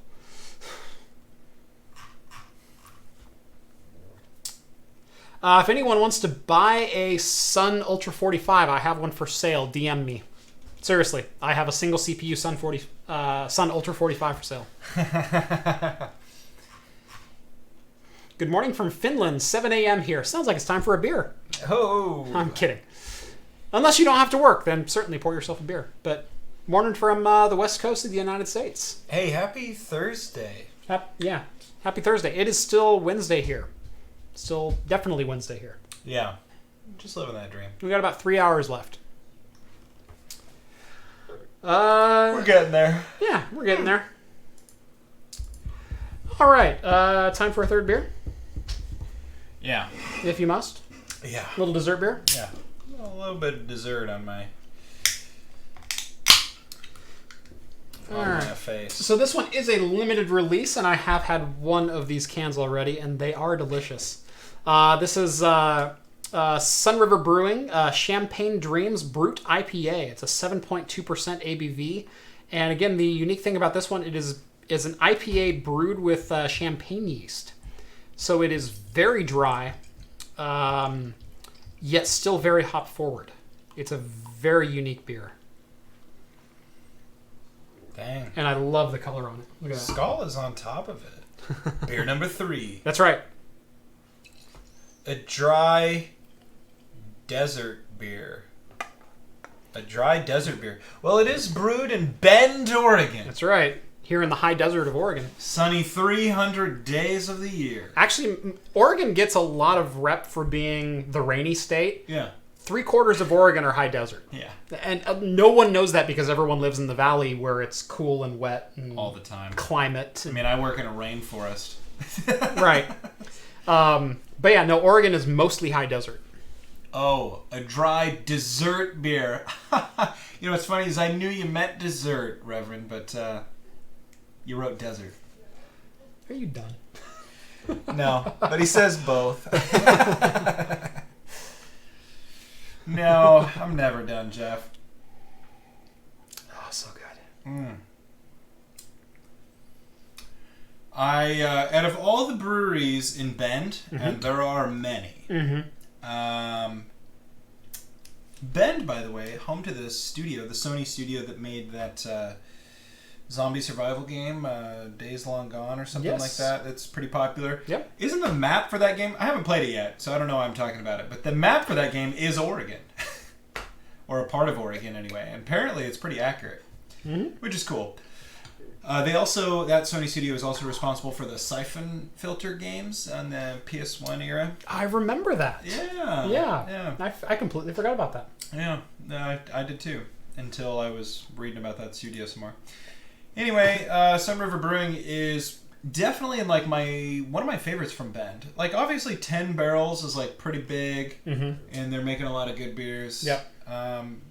But I think I like Sun River more. It's just that they're like a little bit more locally oriented, whereas 10 Barrel is like gaining national attention. What is they make a peanut butter or peanut butter stout. Wild Ride. Oh, Wild Ride. Yeah. I thought you were going to be like, it's Crux or Boneyard. No, Wild Ride is one of my favorites. Not well known, not nationally distributed, just kind of a local Oregon distribution. Really, really good stuff out of Wild Ride Brewery. Does the brewery run Linux? I don't know. Oregon is an awesome state except for the cesspool of Portland. What? What? Cesspool? I disagree with that. Cesspool? Yeah. I spend quite a bit of time in Portland. It's not cesspool of what? It's not nearly as bad as people say. Sweet debauchery? Yeah. Yeah, Portland's not bad, dude. Portland's legit. Bridgetown. Home to many of our favorite breweries here at Craft Computing. That's right. All right. So, if you were holding off buying an RTX-based card, a 2060, 2070, or 2080, or maybe even go all the way and get an RTX Titan, but you were holding off for the right game, well, darn it, your wait is over. As ray tracing officially comes to Minecraft. That's right. You can trace all of your rays with the new Render Dragon build of Minecraft in the Bedrock update. And I wish I was kidding, but yes, it is official. Now, why do you wish you were kidding? I wish I was kidding because, well... Minecraft would! Minecraft is awesome. Yeah. I love playing Minecraft. My daughter plays Minecraft constantly, so does both my niece and my nephew. I'm actually looking at spinning up a new server for them to play. So Craft computing server? Craft computing server. Maybe a Discord exclusive Minecraft server. It's happening. Might be able to do something like that.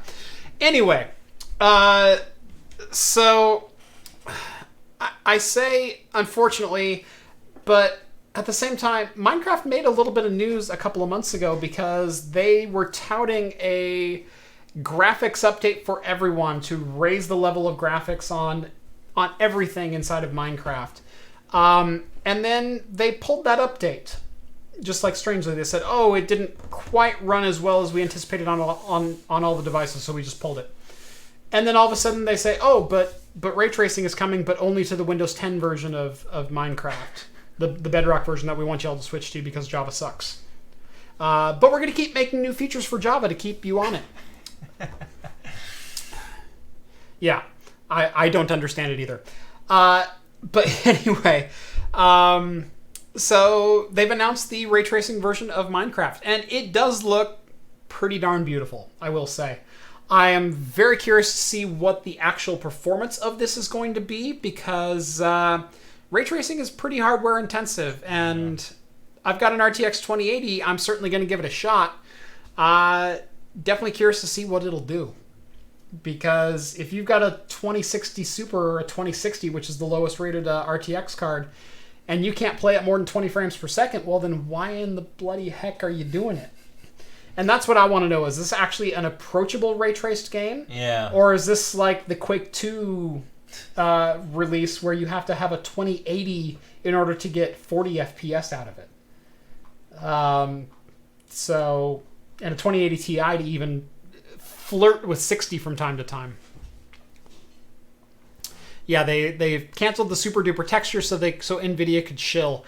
And that's kind of what it feels like. I'm not really one who subscribes to conspiracy theories all that much, but in the back-to-back that this happened in we're not going to bring the texture pack and the graphics enhancements to Minecraft because, well, the performance just wasn't quite what we expected it to be. Oh, but buy the ray traced card so you can ray trace your Minecraft. That one feels a little bit more... Yeah. My radar's going off just a little bit on this one. Yeah. I'd say so. Now, the screenshots do look good, and if you happened to already have invested in RTX, then, this might be a fun little addition to your slim library of ray tracing games. Of 7 games. Yeah. Don't get me started. Yeah. Y'all know how I feel about ray tracing. But, if you're already in, then kudos. I guess NVIDIA shilling a little bit got you another addition to your library. And I guess that's kind of cool. Because I definitely... It's not like I want to see the technology fail by any means. Yeah. I just don't care about it. So show them this beer, by the way. This beer has a wonderful color on it. It looks like champagne. It looks like champagne. Look at those bubbles. Oh, wait. Yeah, right there. What? Yeah. Look at me. Yeah. It is crystal clear, and I mean crystal clear. That was too much fun. It is absolutely crystal clear, and it really does look like champagne. Yeah, thanks for that. Gosh. Can't take you anywhere. I know. Even when we don't leave the house. I know. Jeez. Well, hey. Said it's a barefoot kind of day. Yeah. It's true. You warned me beforehand. Someone says is Minecraft doesn't matter. It does matter because Minecraft's the #1 PC game of all time and one of the best-selling games of all time, regardless of the console. So it most certainly does matter. And Microsoft was actually a little bit coy in what they said, in that they're bringing it to PC and other platforms that will soon be compatible with DirectX rendering, which means future consoles are going to get the ray trace version of Minecraft when they're announced, when they come out. So that in of itself is kind of big news, because Microsoft and Sony both have been touting, oh, ray tracing is coming to consoles. Yeah, I can't wait to play more games at 22 FPS right after we finally got over the 30 FPS hump in some games. Yeah. But you know what? I was happy playing Red Dead Redemption 2 at 25 FPS. So, you played that at 25 FPS? I have the original Xbox One, which is the worst version of the console to have. And yeah, I slogged through the whole thing at 25 FPS. Should have got a PlayStation 4. Yeah, I should have. But you know what? I know it's coming to PC, and I'm holding out hope. It's not. It is. No. It is. No. It is. Doubt it.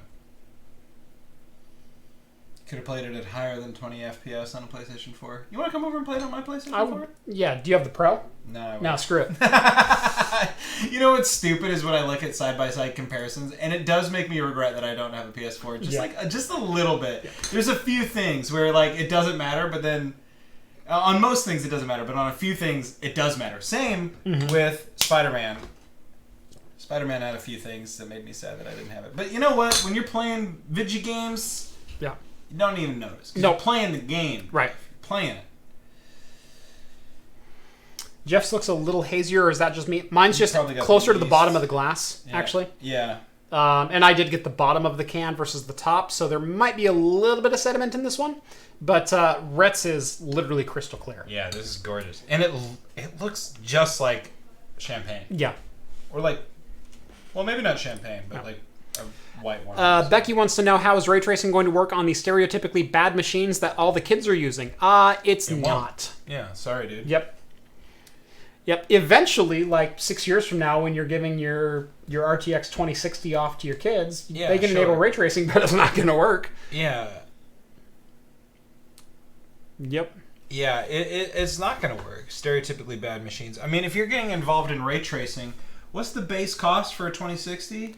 $340, $350. That's not bad. It's not terrible. But that's the base. That's your base. But it's 25% of the performance of a 2080. Exactly. In ray trace specs. And you're likely not going to be able to play. If you're looking at the library of games that is currently available with ray tracing, you're not playing them on a 2060. Honestly, I doubt a 2070 is going to get you to where you want to be. Right. If you're at an enthusiast level, and let's get real, if you're buying an RTX card, you're at an enthusiast level. Right.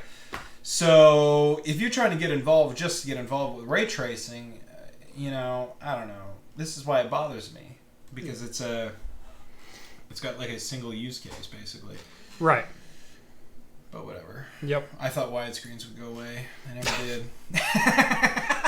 You probably think ultra wides are going away.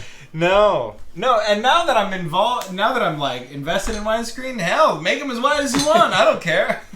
I do have my 35-inch right there. Yeah, I love that screen. Yeah. Hey, if you ever want to chuck it all Rhett's way? Yeah. Like, if it's going to just go into a landfill or whatever, it's probably not. I'll protect the environment. It's probably not. Fair enough. I don't think there's any worry about that.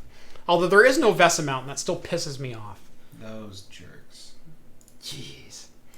Anyway, so speaking of Sony, with Siphon Filter and a couple of the other games, Sony acquired Insomniac Games, which you may know from such titles as the 2018 Spider-Man game, Spyro, and Ratchet and Clank. Oh. So a lot of the games that made the original PlayStation good. Also, Sony made the PlayStation. Right. That's a thing. That's a thing. Totally a thing. But a lot of those third-party games, the original titles that a lot of people hold dear to the PlayStation, Sony now owns Insomniac Games, which is the developer for those games. Oh, nice. Yeah, that's Insomniac has always made pretty decent games. Yeah. y'all heard me rant and rave about Spider-Man, hopefully, if this isn't your first Talking Heads. Of course, it was a very special moment at PAX when I laid eyes on the Spider-Man exhibit. He walked away from Threadripper to go test that. I did. And I decided right then and there, I hadn't bought a new game in like 10 years. Ever had I paid full price for a brand new game. And I decided right then and there, I was getting Spider-Man. I held true to my promise. What a great game. Insomniac Studios outdid themselves. No more good Spider-Man games, ABK 9000. Have you even been listening to me? You haven't been listening to me. Don't hurt him. Don't hurt him. Are you telling me not to hurt him? Yes. Don't hurt them. Okay. All right. Yeah. Okay. We're going to keep this tame. Yeah. We're going to keep this rated PG. Relax. That's right. Okay? I've been talking about Spider-Man. We won't bring up my Morrowind dig from earlier.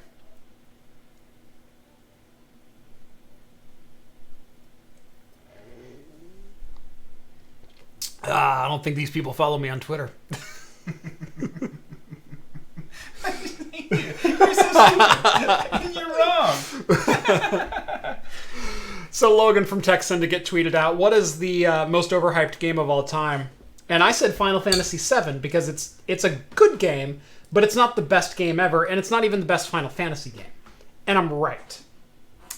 You know, I think you're wrong. But then Rhett had to get him and say, no, Final Fantasy VII is the bomb. It is absolutely the best Final Fantasy VII game. That is not what I said. You were countering my argument that Final Fantasy VII was overhyped. I say it is. You said it is not. I said it was normal hyped. Right. No. What I said, you said it's overrated. I said it's equal rated. It's equal rated.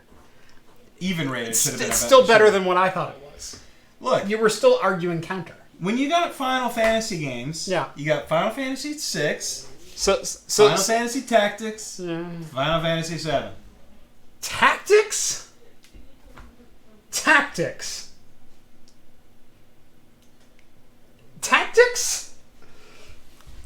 Yes. Okay, where do you put Tactics? Below 7? 6, 7 Tactics? What's better than Tactics? You can't even come up with a title that's better than Tactics? Well, 4 for starters. No. Yeah. No. 6, 4. Those are my first 2. Look at me. My name's Jeff, and I'm over 30 years old. Then I go 9.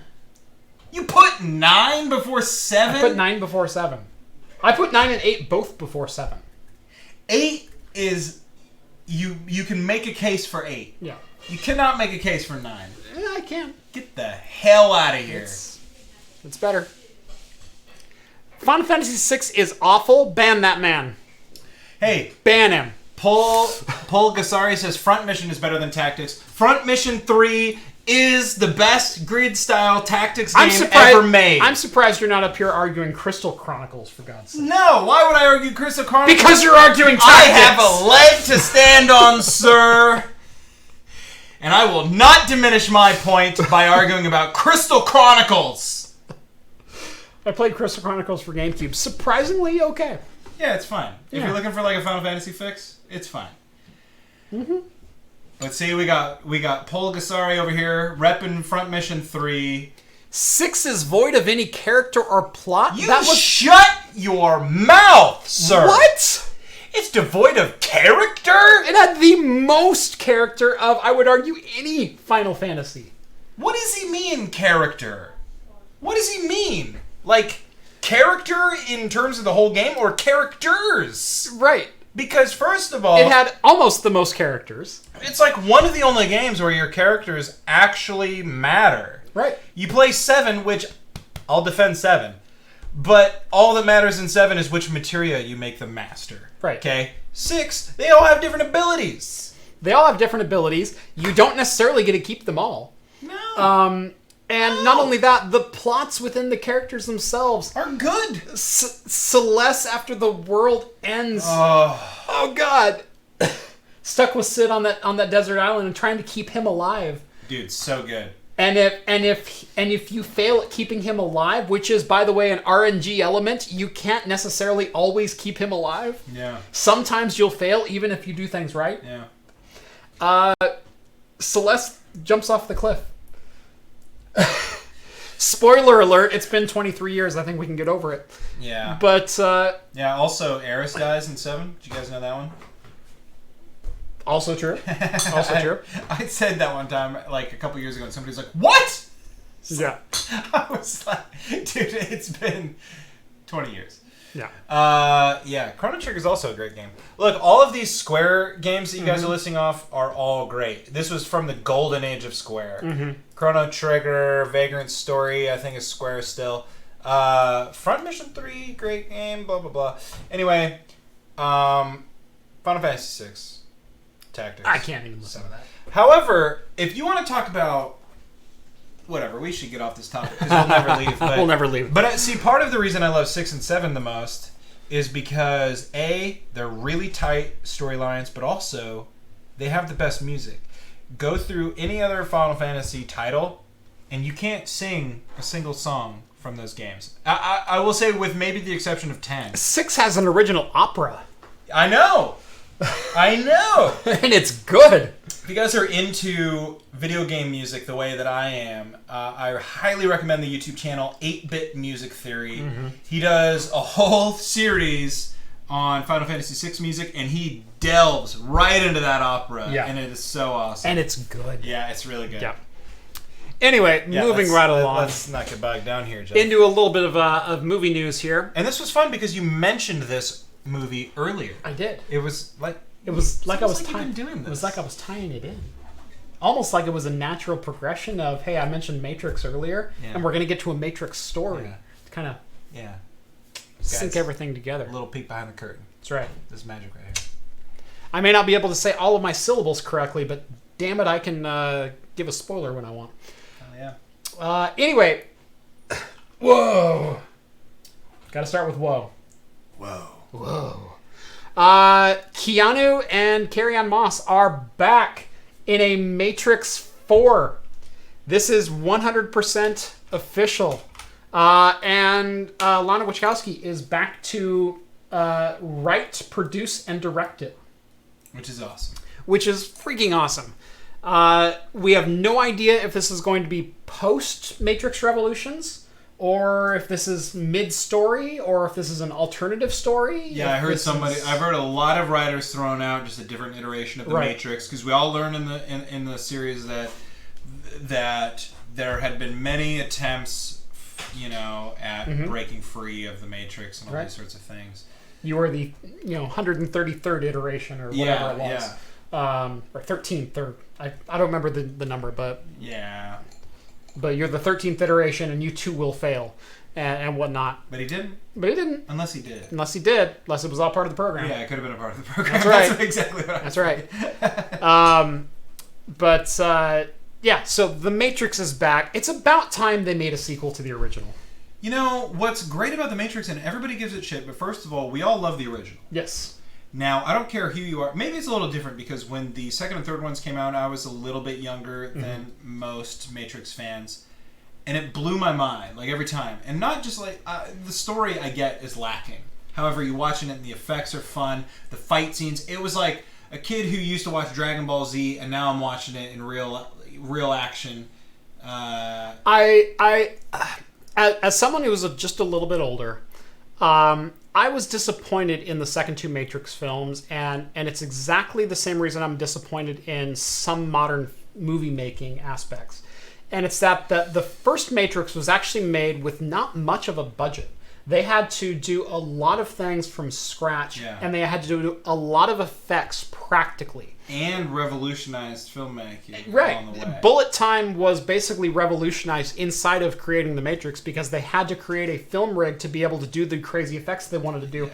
And they couldn't... CGI wasn't developed to the point in 1997 that they could just do these wild camera moves and fill in the blanks later. They had to actually film this crap. And so if you go back and watch the behind the scenes of Neo doing his, his thing... you can see the camera rig that they use. Right. It's wires. He's on a wire harness. There's wires on his coat to pull it back. with a fan blowing him as well, but he's on this giant green screen set. Yeah. So the environment is CGI, but he is 100% real. Yeah. It looks so good. That's one of the most iconic scenes in film history. It is. And all of the fight scenes between him and Agent Smith, the scene that they're in is not real, but all of the moves were. Yeah. Everything that you see on camera was done in real life. Yeah. And it had this... And they trained for a long time. That's what's really great about it, is like just the effort that everybody put into making it real. But the thing is that when you do an effect practically, and I'll look at Star Wars as well. I'll look at the prequels versus the new Star Wars. It's and the prequels came in the same era of the Matrix. They were in that mid to late 90s state. You're exactly right. Yeah. When we got way too reliant on CGI. 1999 was when Phantom Menace came out. Right. Yeah, exactly. Yeah. So same with Matrix. Right. And so we got way too reliant on CGI to fill in the gaps. And all of a sudden, you went from R2-D2, who was a living, breathing, on-set character that everyone was interacting with, and the light reflects off in a certain way, and you can see reflections in his eyes, and he bounces off the ground in a realistic way. Yeah. To all of a sudden, he's flying through the air with jetpacks, and it looks just completely hokey. Yeah. And it's... Yeah. In the first Matrix, you got practical effects. You got on-set, camera, actor, environment, etc. You're right, and I think that the next two movies are sort of like really the harbinger to that lazy sort of CGI filmmaking. Yes. Yeah. And I don't take that away from you. You're not wrong. And Godzilla sums up my thought exactly, which is the final fight scene in the last Matrix movie is exactly what I wanted out of a a Dragon Ball Z live movie. And that's every time I watch that, I'm like, it's so cheesy, but it's so cool, you know. Someone brings up Jurassic Park, but a lot of mid-90s through mid-2000s movies suffer through this. And even movies made today suffer through this, where the CGI, in my mind, still isn't to the point where you can get lazy as a filmmaker. Yeah. You look at, what was that, one of the 3D movies, Titans. War of the Titans. Where it was basically 100% CGI, but it was meant to be a live-action film, and it was terrible. Yeah. And you look at the original Lord of the Rings versus The Hobbit. Oh. And you look at another movie that was made 100% practically with interposed digital elements, versus a movie where all of the on-screen characters are basically CGI. And even a movie as The Hobbit, which was made, 2013? Something like that? It doesn't hold up digitally. No. And that was one of those that was like made in a weird time, too, because remember there was the big hubbub of how when you went and watched it in IMAX, you could see like the prosthesis. Yeah. Like the camera technology was exceeding the makeup technology. Yeah, which is mind-boggling. Right. Like, go back and, like, you know what's crazy is, like, go back and look at, like, Citizen Kane. Uh-huh. The makeup technology that goes into that. Like, friggin' Orson Welles looks like an old man. There's this really weird thing in sports, where sports prior to about 1998, the replays are crystal clear. Yeah. When you get from 2008 to about 2006, all of a sudden... we started doing everything digitally recorded, which means we're broadcasting and recording in either 360 or 480p, and sometimes with some pretty inferior digital equipment, and there's only so much you can do with that image. So a lot of like the great Kobe highlights are crap compared to the Michael Jordan highlights that were filmed 10 years earlier. Yeah, that's a good point. And it was because we became reliant on digital to get the live product out, and film preserves better. You know, your resolution was only limited by the silver substrate that's on the film itself. Yeah. And now that the effective resolution has reached, 720 and 1080p that we're recording a lot of sporting events at, all of a sudden, a 2008 replay looks just as good as a 2019 replay. Yeah. And everybody keeps bringing up Jurassic Park. And, what's crazy is that movie came out in, 1993? 4? Or 3? It was pretty early 90s. And, like, we're talking about a movie that has CGI dinosaurs in it. A lot of the up-close scenes... 93. 93. A lot of the up-close scenes are animatronic dinosaurs. But there's a couple scenes where you got, like, herds of dinosaurs running, and that's CGI. Mm-hmm. Now, what's mind-boggling is that movie has CGI in it, and in 2019, you can watch this movie, and you can barely tell. And it holds up 30 years later. Whereas you can go and watch some of these other movies. Like I was trying to watch, like there's some scenes in like the Attack of the Clones. Yeah. It just like doesn't hold up. And I will defend the Star Wars prequels till the day I die. But they don't hold up. That is your right. You've got to be forgiving like me. You've got to be a saint. Yeah. The reason Jurassic Park holds up, even though some of the effects, like Gallimimus is running through the prairie, you can tell it's CGI. The reason it holds up is because they only use CGI where it was absolutely necessary, and it's mixed with practical effects. It's mixed with practical filmmaking. And that's what makes movies like the early Harry Potter movies and Lord of the Rings hold up so well, is because they're on the precipice that we were just describing between digital filmmaking and real filmmaking. It's all real filmmaking, right. but the mediums of which we store these films. And when you look at the early Harry Potter movies, they're using some like classic filmmaking techniques to make this magic happen. And same with Lord of the Rings. They use CGI only when it was absolutely necessary. And dude, I went and watched Fellowship of the Ring the other day, and it holds up. Yeah. There's some cheese in it for sure, but the movie holds up. Someone just brought up kind of like Who Framed Roger Rabbit. That is an excellent point. Who Framed Roger Rabbit was one of the greatest achievements in filmmaking history because of how ambitious it was, not only from a movie-making perspective, from being devoted to doing a live-action movie with interposed cartoon characters who were kind of what they described as a 2.5D, where they were 2D characters with depth. Yeah. But not only that, but the licensing agreements required between Warner Brothers and Disney and all of the other rights holders to all of these cartoon characters. You had Donald and Daffy Duck on the same stage. Yeah. Playing piano. Yeah, doing their piano battle. You had Mickey Mouse chatting with Bugs Bunny. Yeah. In a scene. You had all of these characters interacting together. That will never, ever, ever happen again. But the thing is, they were so devoted to making this work, and they didn't rely on CGI or After Effects. What they did was they filmed everything live and then interposed it with the characters that were in, and they drew them in each individual cell of that movie on film. And that is insane. And that's how they used to do some effects. Like you watch, like, I don't know, this is such a dumb example, but I love the movie Conan the Barbarian. There's a scene where like a witch casts like a fireball spell or something like that. Right. And we going through and trying to figure it out, and it turns out, I'm pretty sure the way they did it is they drew on each frame of the movie. They painted the fireball spell on there. And that's how they used to do things. Yeah. And it's amazing. It's just filmmaking at its finest. Regardless, they're making a Matrix 4. I'm excited because I like the Matrix property. I was going to say this earlier, I never got to it, but like the Animatrix is like one of the most successful attempts at like an extended universe of all time. Every single short film in that collection is so freaking mind-blowing. Just so good. It's amazing. In fact, I was watching it on Blu-ray the other day.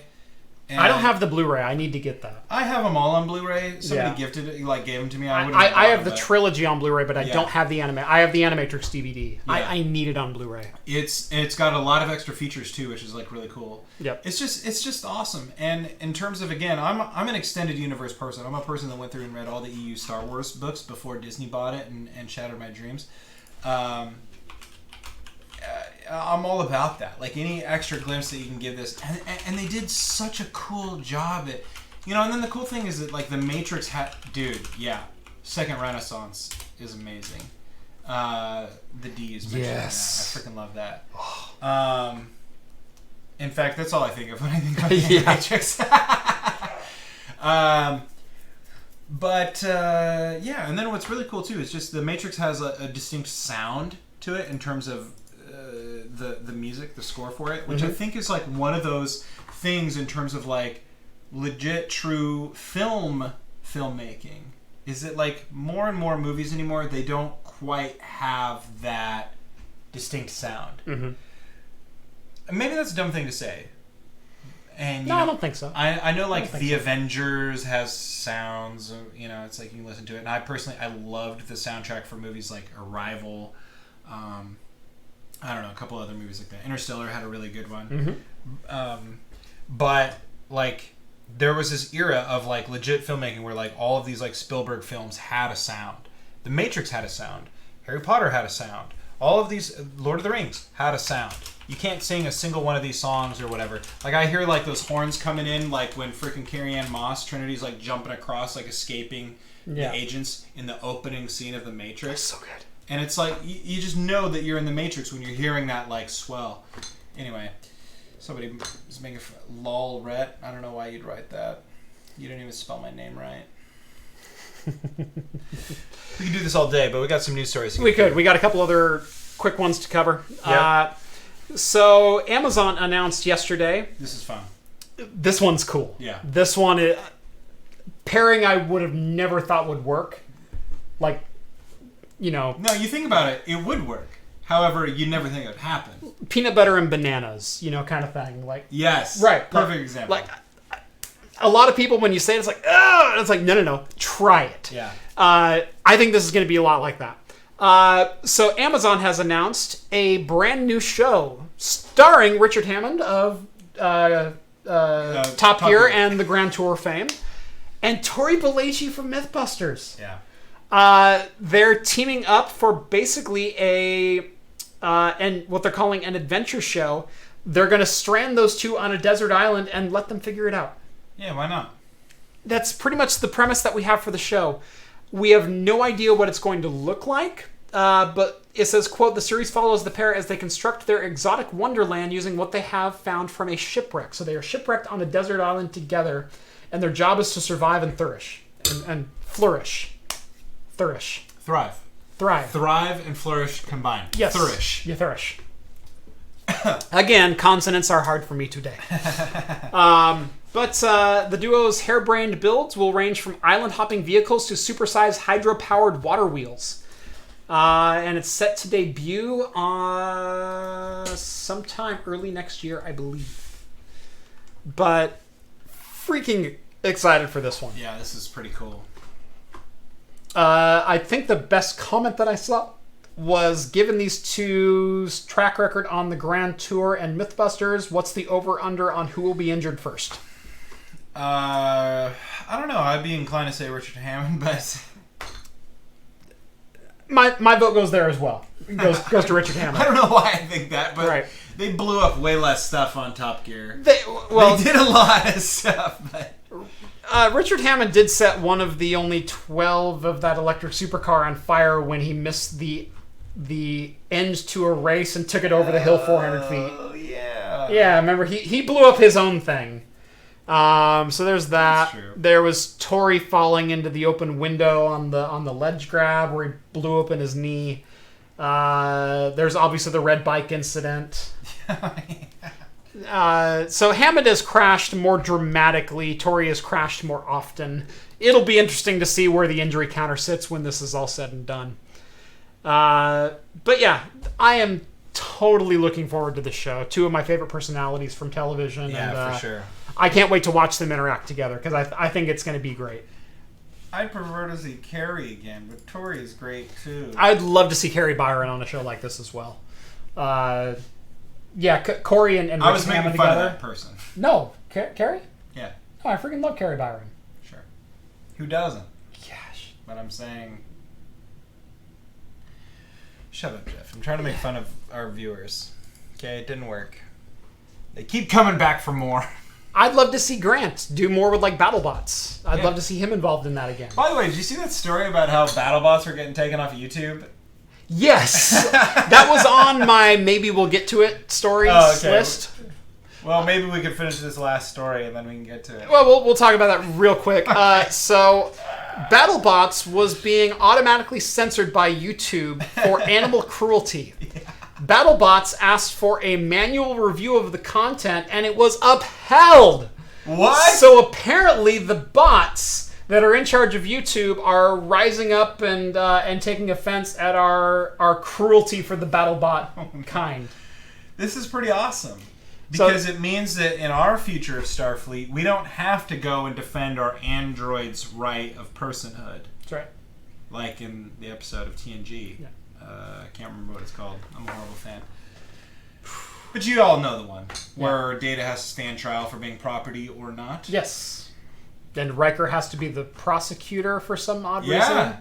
Well, it's kind of a fun exercise in the show because you got to keep the cast small and all these things. So it's born out of the constraints of the show, right? However, as an officer, legally that would never fly. As an officer of Starfleet, you have a duty to the truth. Okay, be it a historical truth, personal truth. Okay, and if you can't find it within yourself to tell the truth, then you don't deserve to wear that uniform. Yeah, but the whole conflict of interest, he's my shipmate and my friend and under my command. Yeah. Under that statute, I should not be involved in a court case involving him. Maybe Patrick Stewart on the defense, absolutely. Okay. You're arguing this point from the flawed 21st century viewpoint. We still kill each other over We've oil. Evolved beyond. Yeah. Yeah. In the future, okay, we kill each other over oil. I saw we news can't, stories. We can't get into Star Trek. We have one more story. Okay. Wow, that's got to be a record for fastest brake pump in the show. We do. Okay. Yeah. We have 5 minutes left. Let's get to it. All right. So, just when I thought, this is the best. This is the best. This is the best. So I actually did get an Apple credit card the other day. A friend of mine did get an Apple credit card simply to see how it competed with his current credit card. Sure. Because he really likes the cashback bonuses. He does the pay it off every month, get the cashback, the 3 to 5% that his current credit card gives him. And he goes, how is this going to compete with that? So apparently the way Apple Card competes is you get 3% cash back on any Apple product that you buy. So if you go into an Apple store and you max out your credit card, you get 3% cash back. If you use the Apple Card through Apple Pay, you'll get 2% cash back, and you get 1% for every swipe. So you get cash back on every purchase, but it's 1% for using it like a barbarian, like a caveman would do, and I got to put it in the machine with PIN number. You get savages. You get 2% if you use your iPhone and go, I have Apple Pay. Starbucks is on me. And then 3% if you spend all of your money in an Apple store, like I'm sure every single person who owns one of these cards will probably do. I'm pretty sure you don't have one of these cards unless you've done that. Right. I've already sold my soul. I might as well sell them my credit too. Anyway, so I did get a physical Apple card, the titanium card with what feels like a printed surface on it. It's actually quite nice. Did you spend all your money in an Apple store? I did not. Oh. It's not my card. It's a friend of mine's card. Gotcha. He brought it in and he goes, so I got my Apple card. Hey. I'm like, oh, that's very nice. I'm sure you two will be very happy together. Anyway, this news comes out today. How to care and feed for your Apple card. From Apple themselves. Apple warns against storing your Apple card in a leather wallet or in your denim jacket or jeans because it may stain your titanium Apple card. What a dumb... You cannot make this up. This is the most Apple thing I've ever heard. Yes. Remember when they were like, don't put your phone in your pocket? Right. Okay, now they're saying, don't put your credit card in your pocket. You're holding it wrong, and now you're storing it wrong. This should be in a velvet pouch inside of your suede pants. And if you don't have suede pants, use your Apple card to buy some. Actually, no. This should be left at home. And you should be keeping your iPhone in your suede pants. And using Apple Pay. Like a douche. That's right. If anybody ever tried to buy my Starbucks with Apple Pay, I'd kill myself. Yeah. Because first of all, what am I doing in a Starbucks? Second of all, who do I know that has Apple Pay? That's not me. That's an Android that's taken over me. Sure. That's right. But yeah, so we went from you're holding it wrong to now you're storing it wrong. You're storing your credit card wrong. Wallets are obsolete. I cannot wait for Apple to come out with either an Apple certified wallet, which will not stain your Apple card, or a bumper for your iCard. I was just thinking that. Oh my god. That's what I want to see. Oh my god. I want to see a bumper for your iCard, just like they did for the iPhone 4. You're holding it wrong to buckle. I want to see a shield, a dog tag silencer, as it will. Maybe this is their stance against, like, leather. Yeah. The animal cruelty industry, as it were. But my wallet is made out of leather. Whose wallet isn't made out of leather? Dang it. There's some people that got crappy wallets out there. Yeah. So, I mean, what, is yours Velcro? No. Right. Mine's leather. Well, here's the thing. This is a cheap wallet. Right. What does that look like to you? It's leather.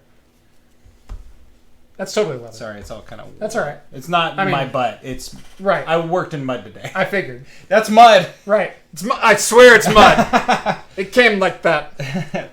But yeah. But, okay. I mean, it's leather. The best wallet I ever had was, when you wore it down, was leather underneath. Right. But this is like, also got some extra stuff. This is honestly the best wallet I've ever had. Well, I've had this for 4 years now. I threw away the best. I had the best wallet I ever had. I had for like 12 years. Yeah. And I ended up like throwing it away when it was done. I was like, I can find another one. And I bought this one. I used to go trifold. I'm bifold only now. Yeah, I'm bifold only. I've only ever been bifold. Trifold is stupid. I tried trifold for the longest time. Why? And I don't know. I think it's because my dad had a trifold, and so Yeah. I just went trifold. That's your problem. And right. See, every wallet a kid gets from their parents is a trifold. Right. Well, no, my dad uses a trifold wallet, or he did for years. He actually switched over to a bifold wallet after I moved out. Yeah. Because he finally learned how crazy he was. Finally learned how insane he was for using a trifold wallet. Trifolds are stupid. Yeah. If you guys have a trifold wallet, go ahead, take everything of importance out, and then throw that in the trash and get a bifold. If you want RF signal blockers, you're going to need something other than leather. Oh, like leather lined with something? Like aluminum foil on the inside? Because those totally exist. Yep. Canvas or nylon. Yeah, hold on. Let me pay for my Starbucks here.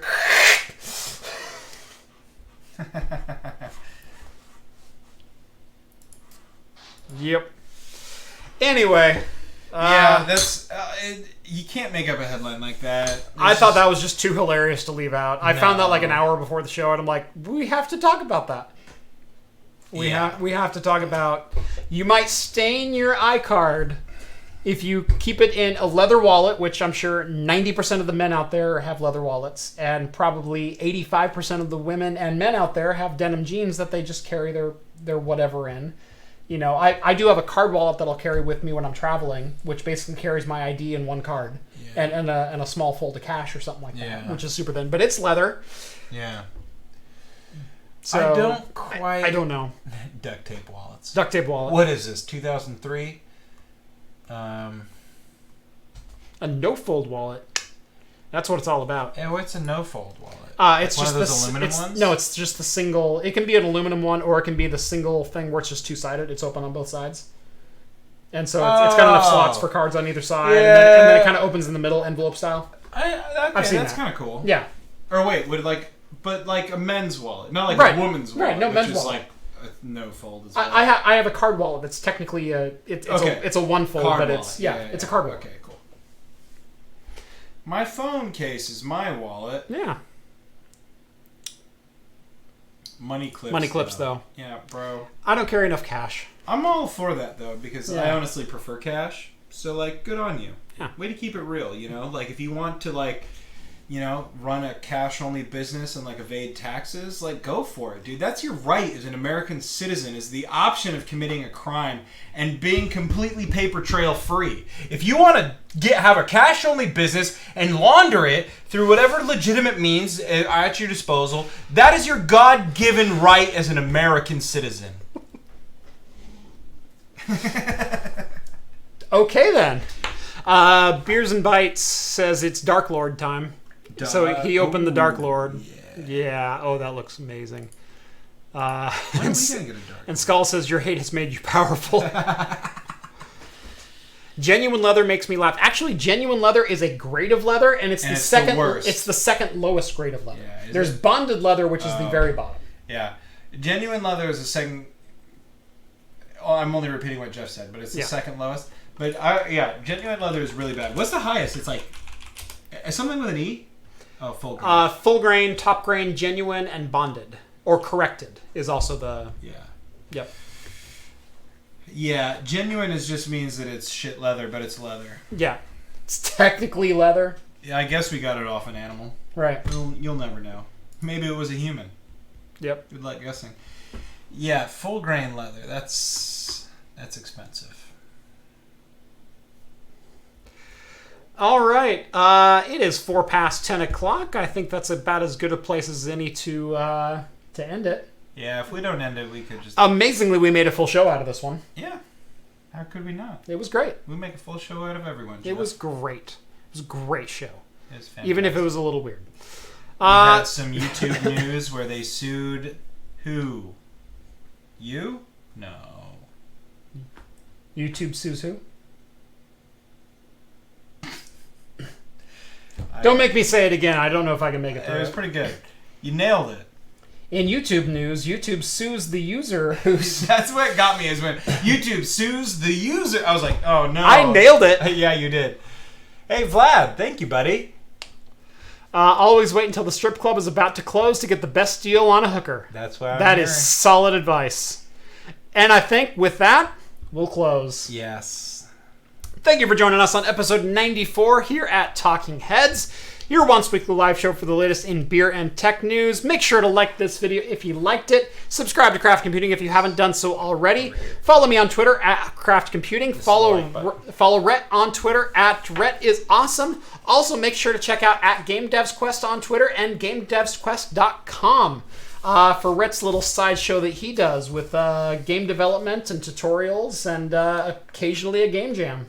Occasionally. That's right. This has been Talking Heads. Thank you so much for watching, and as always, we will see you next week. Cheers, guys.